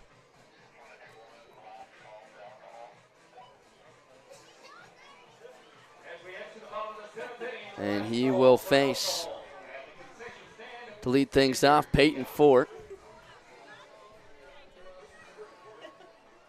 Fort tonight, 0 for 3. Trying to continue the hot bats of the Sasquatch the last couple of innings. And specifically the last inning. 4 runs in that 6th inning. This one's lifted foul. 8 runs for the Squatch, 6 hits, no errors. 4 runs for Fremont, 9 hits, but 6 errors. Again, first game for Fremont this season. Shaking off some of the rust. Pitchers have been pretty good. They've been consistent. This one's grounded the first baseman, and he'll step on the bag himself as Braden Jones makes the play. It's just been the defense behind the pitchers that have struggled. And again, if you take the 6 errors off the board, I think this game would be a whole lot closer. As Spearfish, they've had a couple of really hard hit balls, but they've also been patient. But for the most part, everything's been hit. Everything that's been hit on the ground, there's still a chance that you get on base. Just with how the defense has been playing tonight. But again, just the first game for the Moo, plenty of season left. And this was a team that was in the championship game a year ago against the Casper Spuds.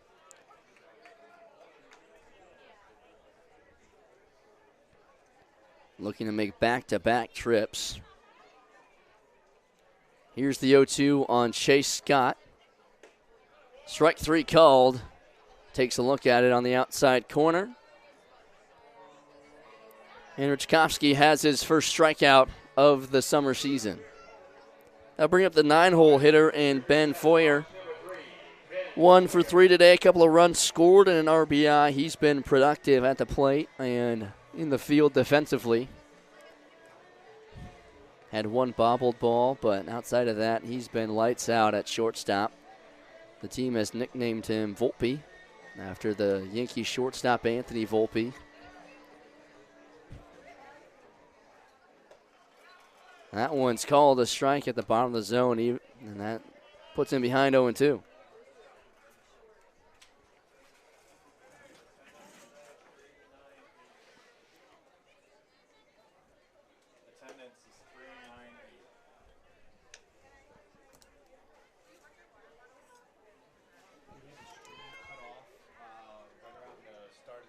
Here's the 1-2. Roped right to the first baseman for out number 3. As the first baseman, Braden Jones, makes a couple of nice plays. And a 1-2-3 inning for the Moo as we head to the top of the 8th. It's 8-4 Sasquatch trying to hold on to the lead. Jack Riley back out for another inning of work.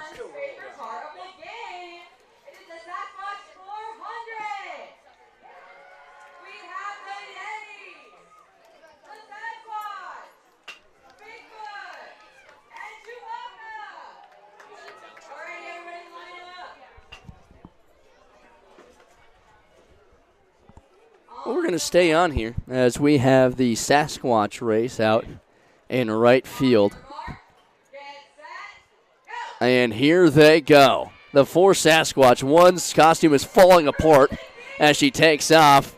The other 3 are racing around second base. All the costumes are falling apart. One is taking the lead around the left field corner, and they will. Nope, they're coming around to Eli. I thought that was the end of the race. They're still going. That guy cheated. He cut the corner. The other guy still wins anyway. Somebody slid in at home while Riley's trying to warm up. And whoever that guy is that won, he truly won because everyone else cheated and cut that corner in shallow left. But there's our first Sasquatch race of the year. Shout out to the fans who dressed up in the hairy costumes as they fell apart as they rounded the infield. I'm lucky enough to say that I haven't put that on yet, but I know plenty of the interns up here have, and I can only imagine how hot and sweaty those things can get.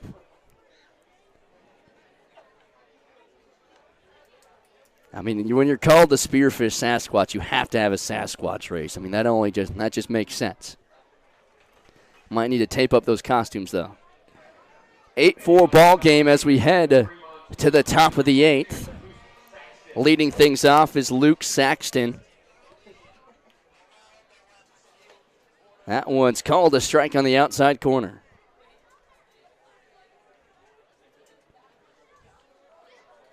Riley has been phenomenal for the Sasquatch through 2 innings.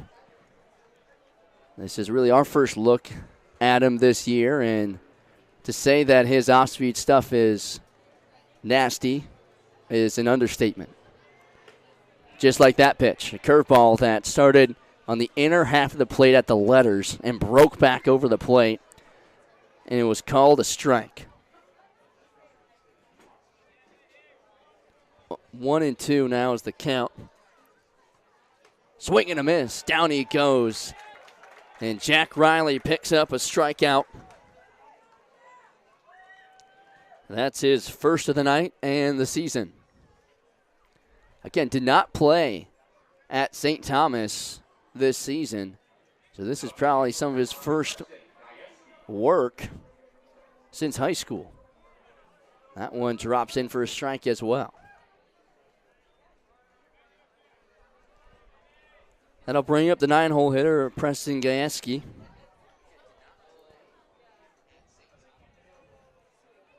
Gajewski 1 for 2 today with a run scored and a walk.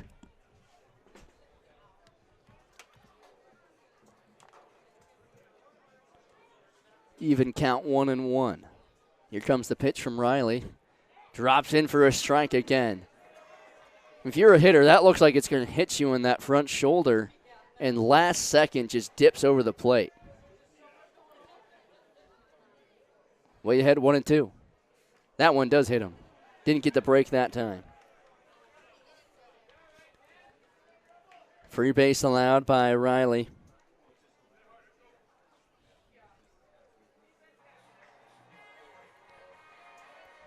Just his second free base allowed tonight. Bringing up top of the order in Nick Weedy. 1 for 3 today with 1 run and a walk and a strikeout. Called the strike on the outside corner. Riley has been consistent, has moved quick.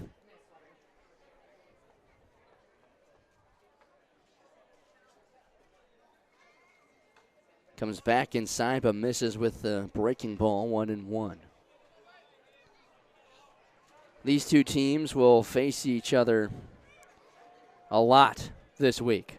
Doubleheader tomorrow, and then 2 more games on the 29th and 30th. This one is tap foul. So a long week for the Sasquatch, as they were supposed to have 4 games down in Hastings. The 4th one was canceled due to rain. They have the game tonight, doubleheader tomorrow, and it's Kids Day, so expect a lot of screaming and a lot of the kids to come out and fill up the bleachers here at Black Hills Energy Stadium. It always seems to be a night that has a lot of energy. 2-2. Outside, throw down to first. Good stop by Nelson. We've already seen Michelson flex his gun behind the plate. Gun down 2 already at second.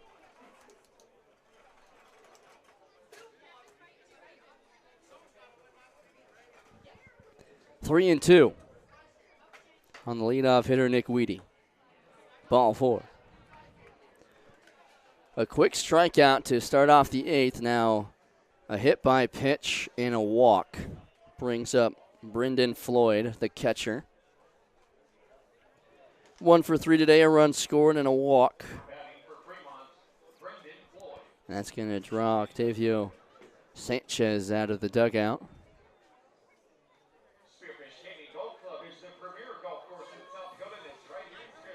Couple of arms warming up down in the bullpen, or at least attempting to. Just warming up slowly, nothing too quick, as Octo, quick meeting with Riley. Evan Luke is down there, but he's still shut down for a couple of days after he started game 1 against Hastings. Also won't see Caleb Hoppy for a couple of days until probably Friday for the fireworks game against Fremont.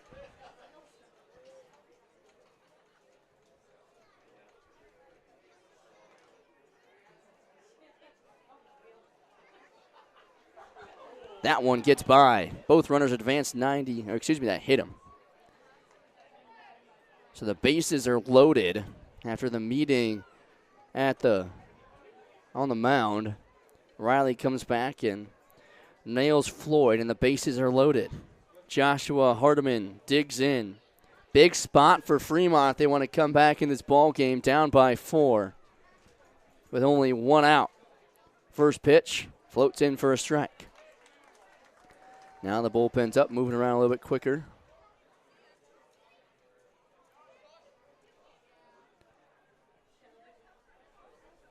Here's the 0-1. Went back inside, evens the count.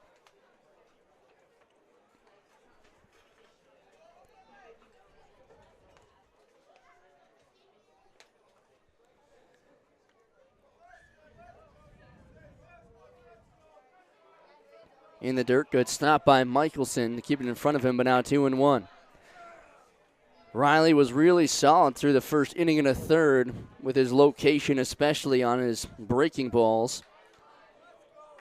But now starting to falter in the location.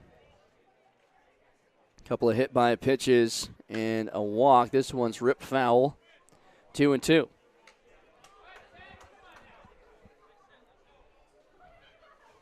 And again, without pitching at all in the spring season, as the ball comes flying in from the bullpen, and it can find itself behind home plate. Is that Brian Young that threw that? He's cowering back there in the bullpen. He threw one over the fence, and the ball went in play. Here's the 2-2. Tap foul. Stays alive. Big spot.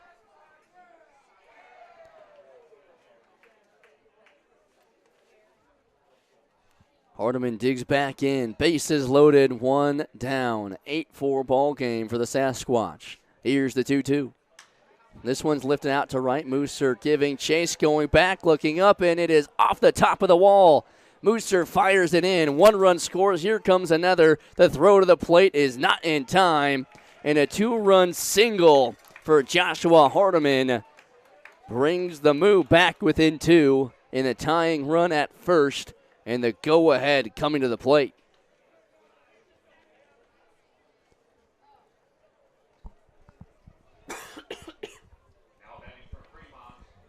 That one looked like it had a chance to get out of here and tie this thing up. But just off the top of the wall and right, Mooser read the carom. But 2 runs came across to score.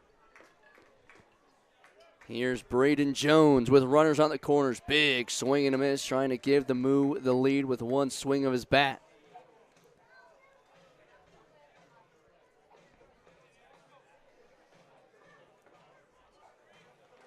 Eight, 6. Spearfish came into this inning with a 2-run lead. A couple of hit by pitches and a walk issued by Jack Riley. And then the big 2-run single from Hardiman, bring it within 2. That one nearly gets away from Michelson. Here comes the runner. The ball sitting at home plate. Hardiman takes second, but the runner at third, Brendan Floyd, was halfway down the line, and Michelson found it. And Floyd had to scamper back to third.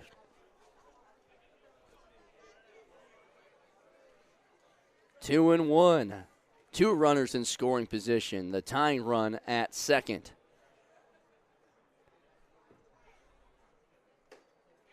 Catches the outside corner, 2-2.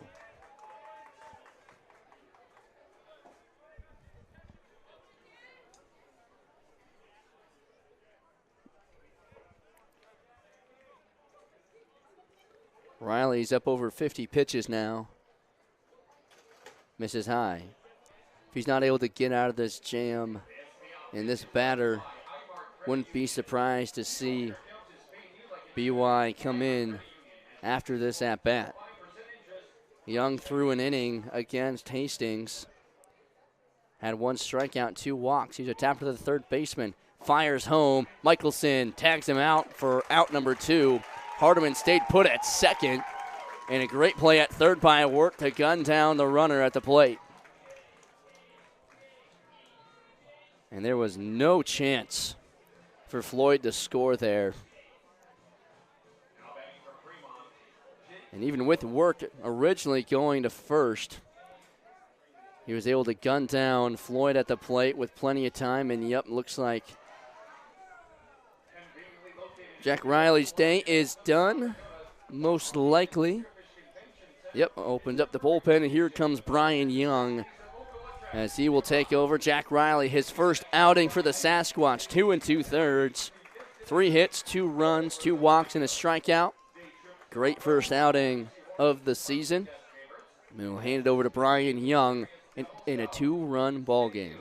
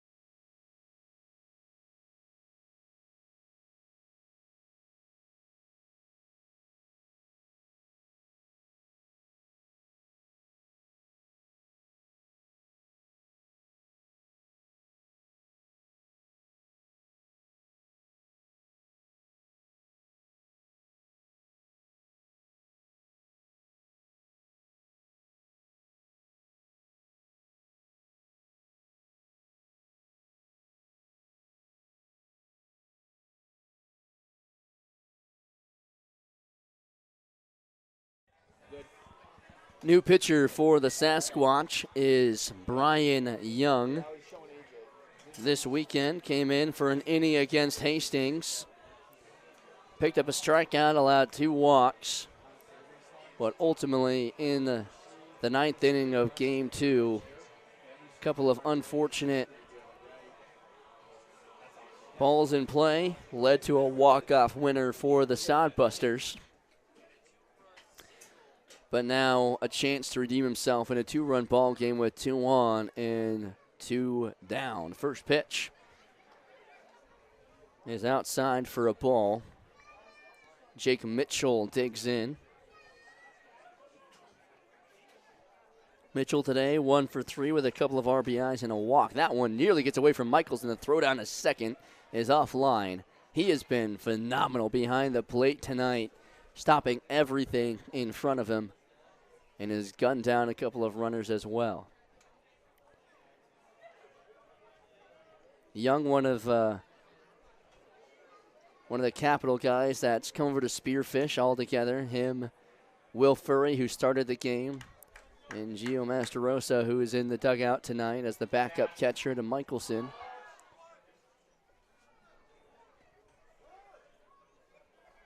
Originally from Tampa, Florida. Just finished up his sophomore year and works a 4-pitch walk on Jake Mitchell. And now the bases are loaded and the go-ahead run is at first base. Michael Baker is the batter, trying to give the Moo the lead again. They came screaming back in the 3rd to tie it. Scored 1 in the 4th to take their first lead. Then the Sasquatch started chipping away in the 5th, dropped 4 in the 6th to retake the lead. But a big 8th inning now for Fremont. Bases loaded, 2 down. The pitch from BY. Drops in for a strike, 0-2. Young looking for a big strikeout to get his guys back in the dugout. Keep it a 2-run ball game. Here's the 0-2. Lifted foul. Big at bat here for Fremont. They've come screaming back after that 6th inning. It looked like Spearfish could coast their way home to their first win of the season, but the Moo have put together quite an inning here in the 8th. 3 free bases, make it 4 after that last walk. And that one's away. Good stop by Michelson again.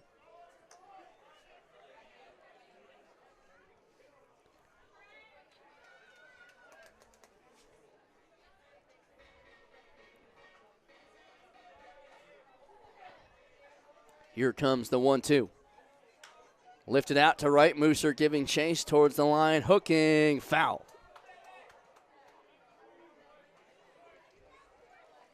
Mooser made a great play down there earlier tonight, but that one hung up a little bit longer. This one was more on a line. Still 1-2.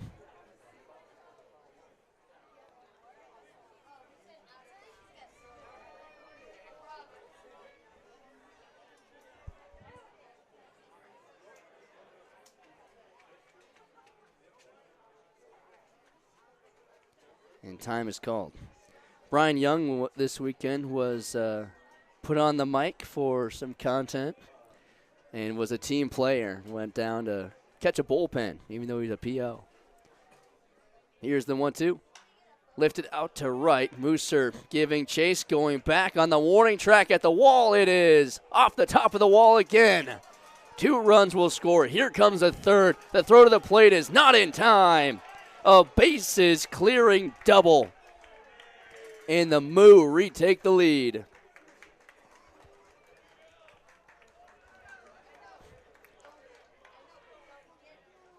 Another bases loaded opportunity for the Moo. And this one bounces off the top of the wall as Michael Baker clears the deck. And the Moo take a 9-8 lead here in the top of the 8th. The free bases have hurt, but that swing from Baker hurts the most right now. Pinch hitter coming in for Fremont is number 14, Caden Bresniski, 6'3" infielder from Butler, originally from Cherry Creek, Colorado.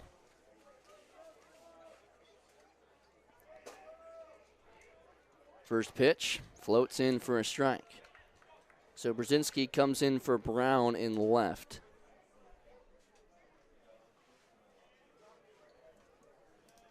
As Brown was 0 for 3. Swing and a miss from the tall lefty. Standing at 6'3", 190 pounds. Falls behind 0-1.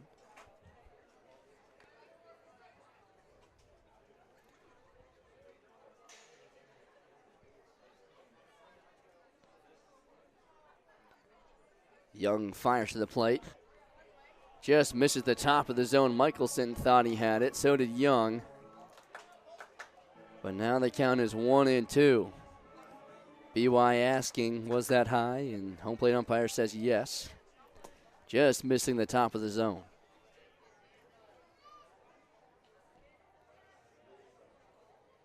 Swing and a miss. Down he goes. Michelson finishes the strikeout, but not before the Moo pick up a bases clearing double from Michael Baker, and they retake the lead 9-8 as we head to the bottom of the 8th. 5 runs scored in the 8th inning for Fremont, and how the script has flipped here as we head to the bottom half.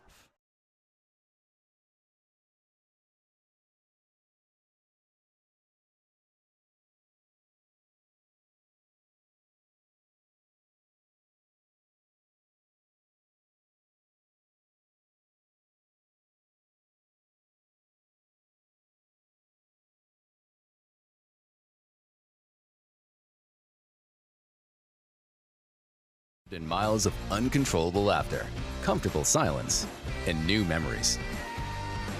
And for 50 years, Super 8 has been there for wherever your journey takes you. So when the open road calls for a good night's rest, you can depend on Super 8's modern rooms at over 2,000 locations. Plus, earn Wyndham Rewards points for every stay. Super 8, one of 24 trusted brands by Wyndham. See you on the road.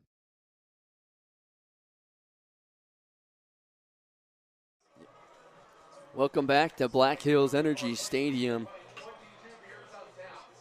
It's Riknofsky back out for another inning of work. The 6'2" right-hander from Northwestern College. Solid in the first inning, picked up a strikeout, but he'll face the heart of the order for the Sasquatch. Sam Kwasowski comes up to the plate with Jordan Bowman behind him and Seth Nelson. Kwapnowski tonight is 2 for 4 with 2 runs and an RBI. He's been the big bat in this order all weekend, and that hasn't changed tonight. But now they need him again, down by 1 in the bottom of the 8th. First pitch misses away for ball 1. The Squatch took an early 3-0 lead in the second. Then the top of the third, the Moo came screaming back to tie it. Then took the lead in the 4th. Then Spearfish tied it in the bottom of the 5th, then hung 4 in the 6th to take a 4-run lead. And what felt like a comfortable lead at the time was erased in the top of the 8th as Fremont strung together some hits and walks and dropped 5. Chopper to the right side goes foul. So now it's up to the offense to try and tie it up again here in the bottom half, as the free bases have hurt the Sasquatch tonight.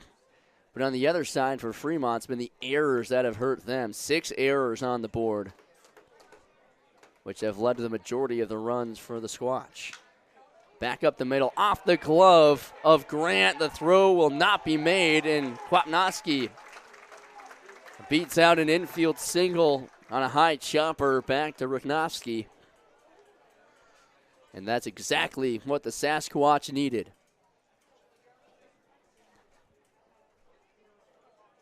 Excuse me, that was Ethan Mooser. Now it's Sam Kwapnowski.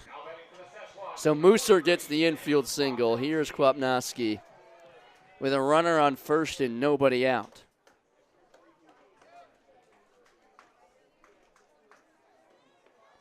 That one's up and away. Kwapnowski tonight's 2 for 4. Mooster's now 2 for 5 after that base hit. Bowman's on deck. Here's the 1-0 to Sammy. Inside out swing. Left side giving chase to the third baseman. Can't make the play. Good run there from Baker.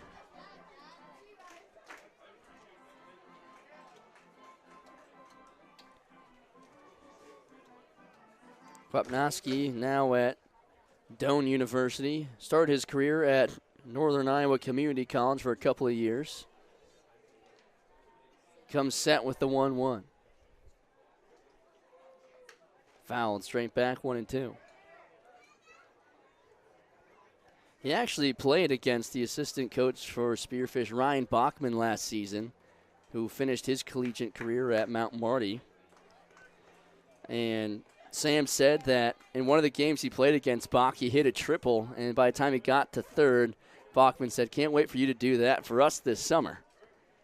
And that was the start of what's now become a great relationship between the two of them. Runner takes out for second. The throw down is not in time. Ethan Mooser swipes second base, and the tying run is now in scoring position. And Mooser puts up the moose horns, whatever you call them. Antlers, thank you. Shout out Stella. Need the help there. 1-2 on Kwapnowski.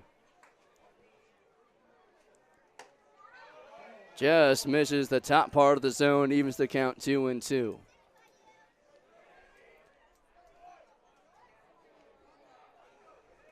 Big gap to the right side with Jones hugging the line at first.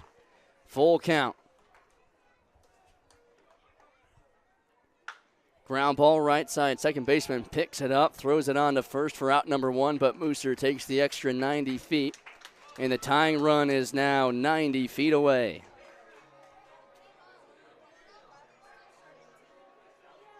Saxton has struggled over there at second defensively, but able to make the play.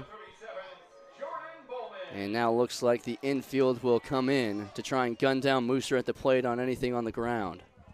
Here's Bowman. Fly ball will tie it. First pitch. Gets away. Here comes the runner from third. He will score. We are tied here in the bottom of the 8th. Another pass ball. And this one really hurts Fremont as Mooser comes all the way around to score. And we are now tied at 9. Go ahead and run at the plate in Bowman. The 1-0. Inside, ball 2. Nelson on deck. Bowman's 0 for 2, a couple of walks on the night. That one called a strike on the outside corner.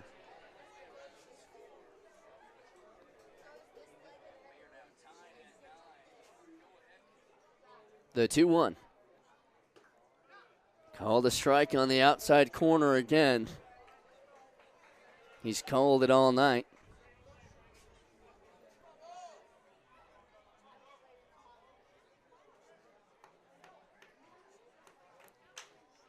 Popped up, shallow right center. Mitchell underneath it for out number 2. That'll bring up Seth Nelson with nobody on and 2 down in the bottom of the 8th in a tie game.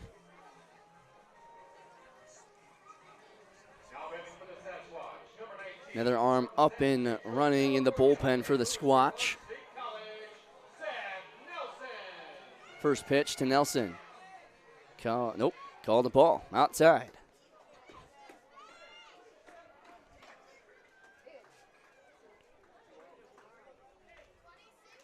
That one gets away, nearly hit Seth.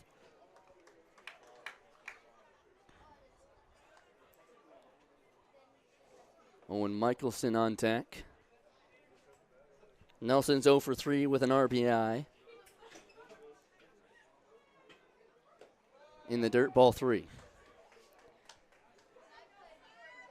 Most likely giving him the red light here with 2 outs in a tie ball game. Need every base runner you can get at this point.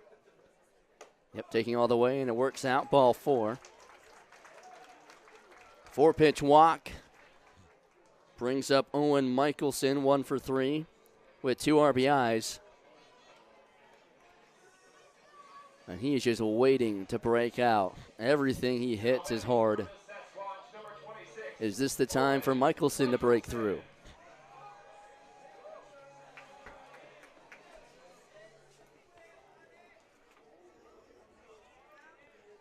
The sophomore from Candler, North Carolina, digs in. Go ahead run on first, takes out for second. The throw down is not in time. Nelson swipes second base. Sneaky speed, that big first baseman. His second stolen base of the year. Go ahead run in scoring position. 0-1 on Michelson. Base hit gives the Squatch the lead. Fouled straight back, 0-2.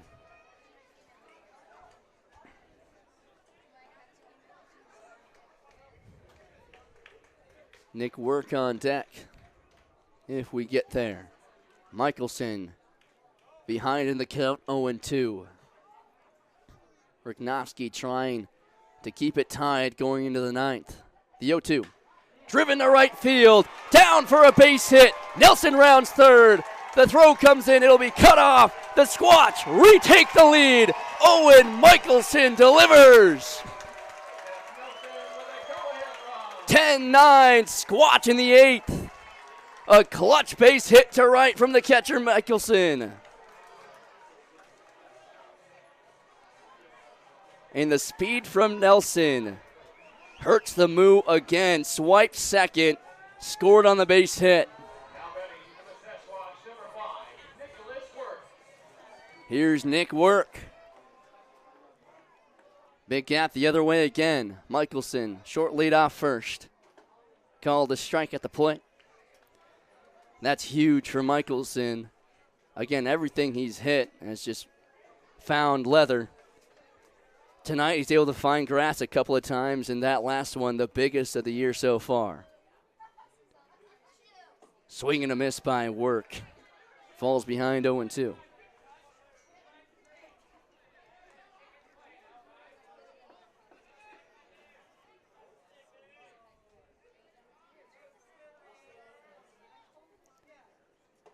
Swing and a miss, down he goes on 3 pitches, but not before Owen Michelson delivers the base hit to right. And the Sasquatch are 3 outs away from picking up their first win of the season in their home opener here in Spearfish.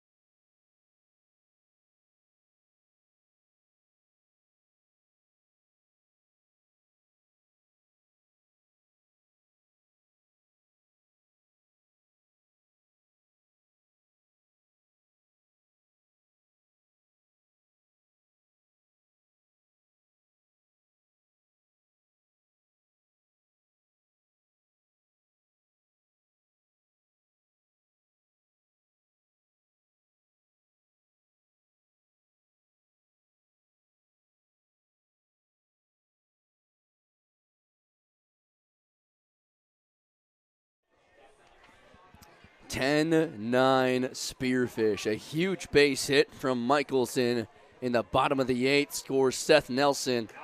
And the Squatch retake the lead. 2 runs in the bottom of the 8th.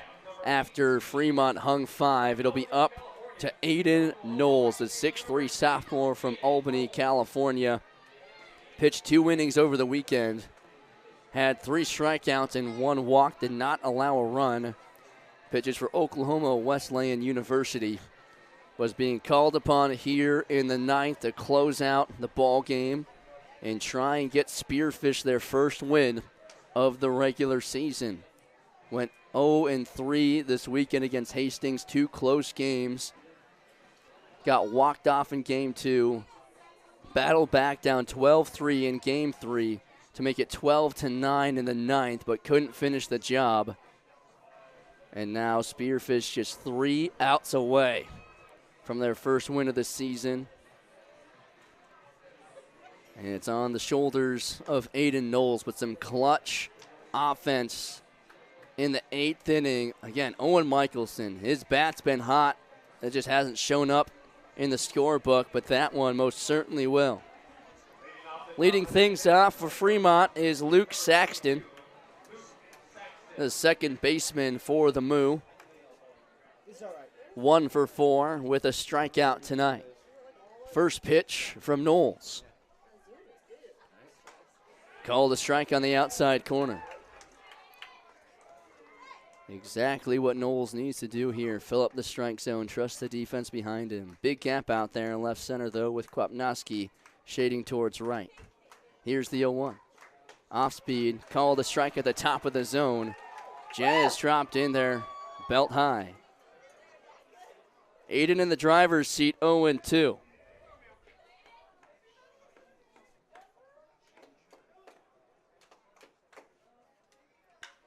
Lifted out to center. Kwapnowski back, camping underneath it for out number 1.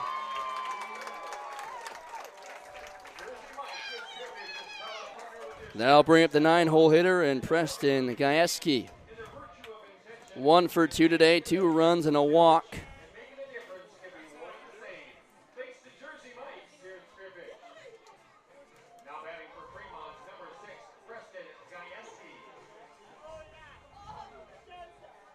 Wind starting to pick up here in Spearfish.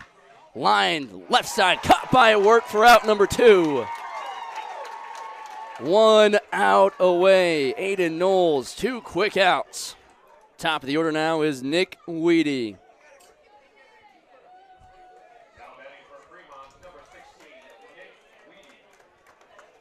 A fly out to center and a line out to work at third in his first game with the Sasquatch.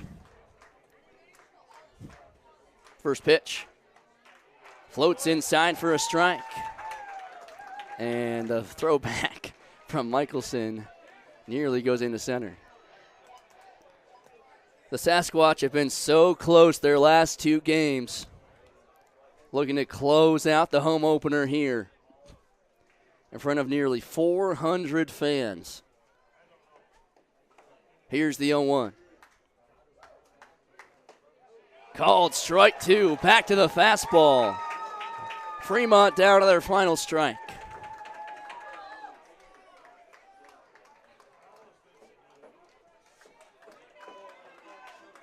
Knowles comes set. The 0-2. Away for a ball. Squatch fans on their feet, the ones that have stuck around. Game nearly 3 hours old. Here's the 1-2. Way outside, 2-2.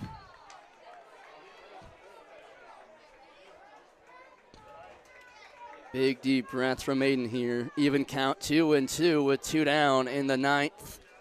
Tying run at the plate for Fremont. The 2-2. Did he go around? Yes, he did. Strike 3, and the Sasquatch win the home opener 10-9. Their first win of the season. Aiden Knowles shuts them down in the 9th. And the Sasquatch take it 10-9.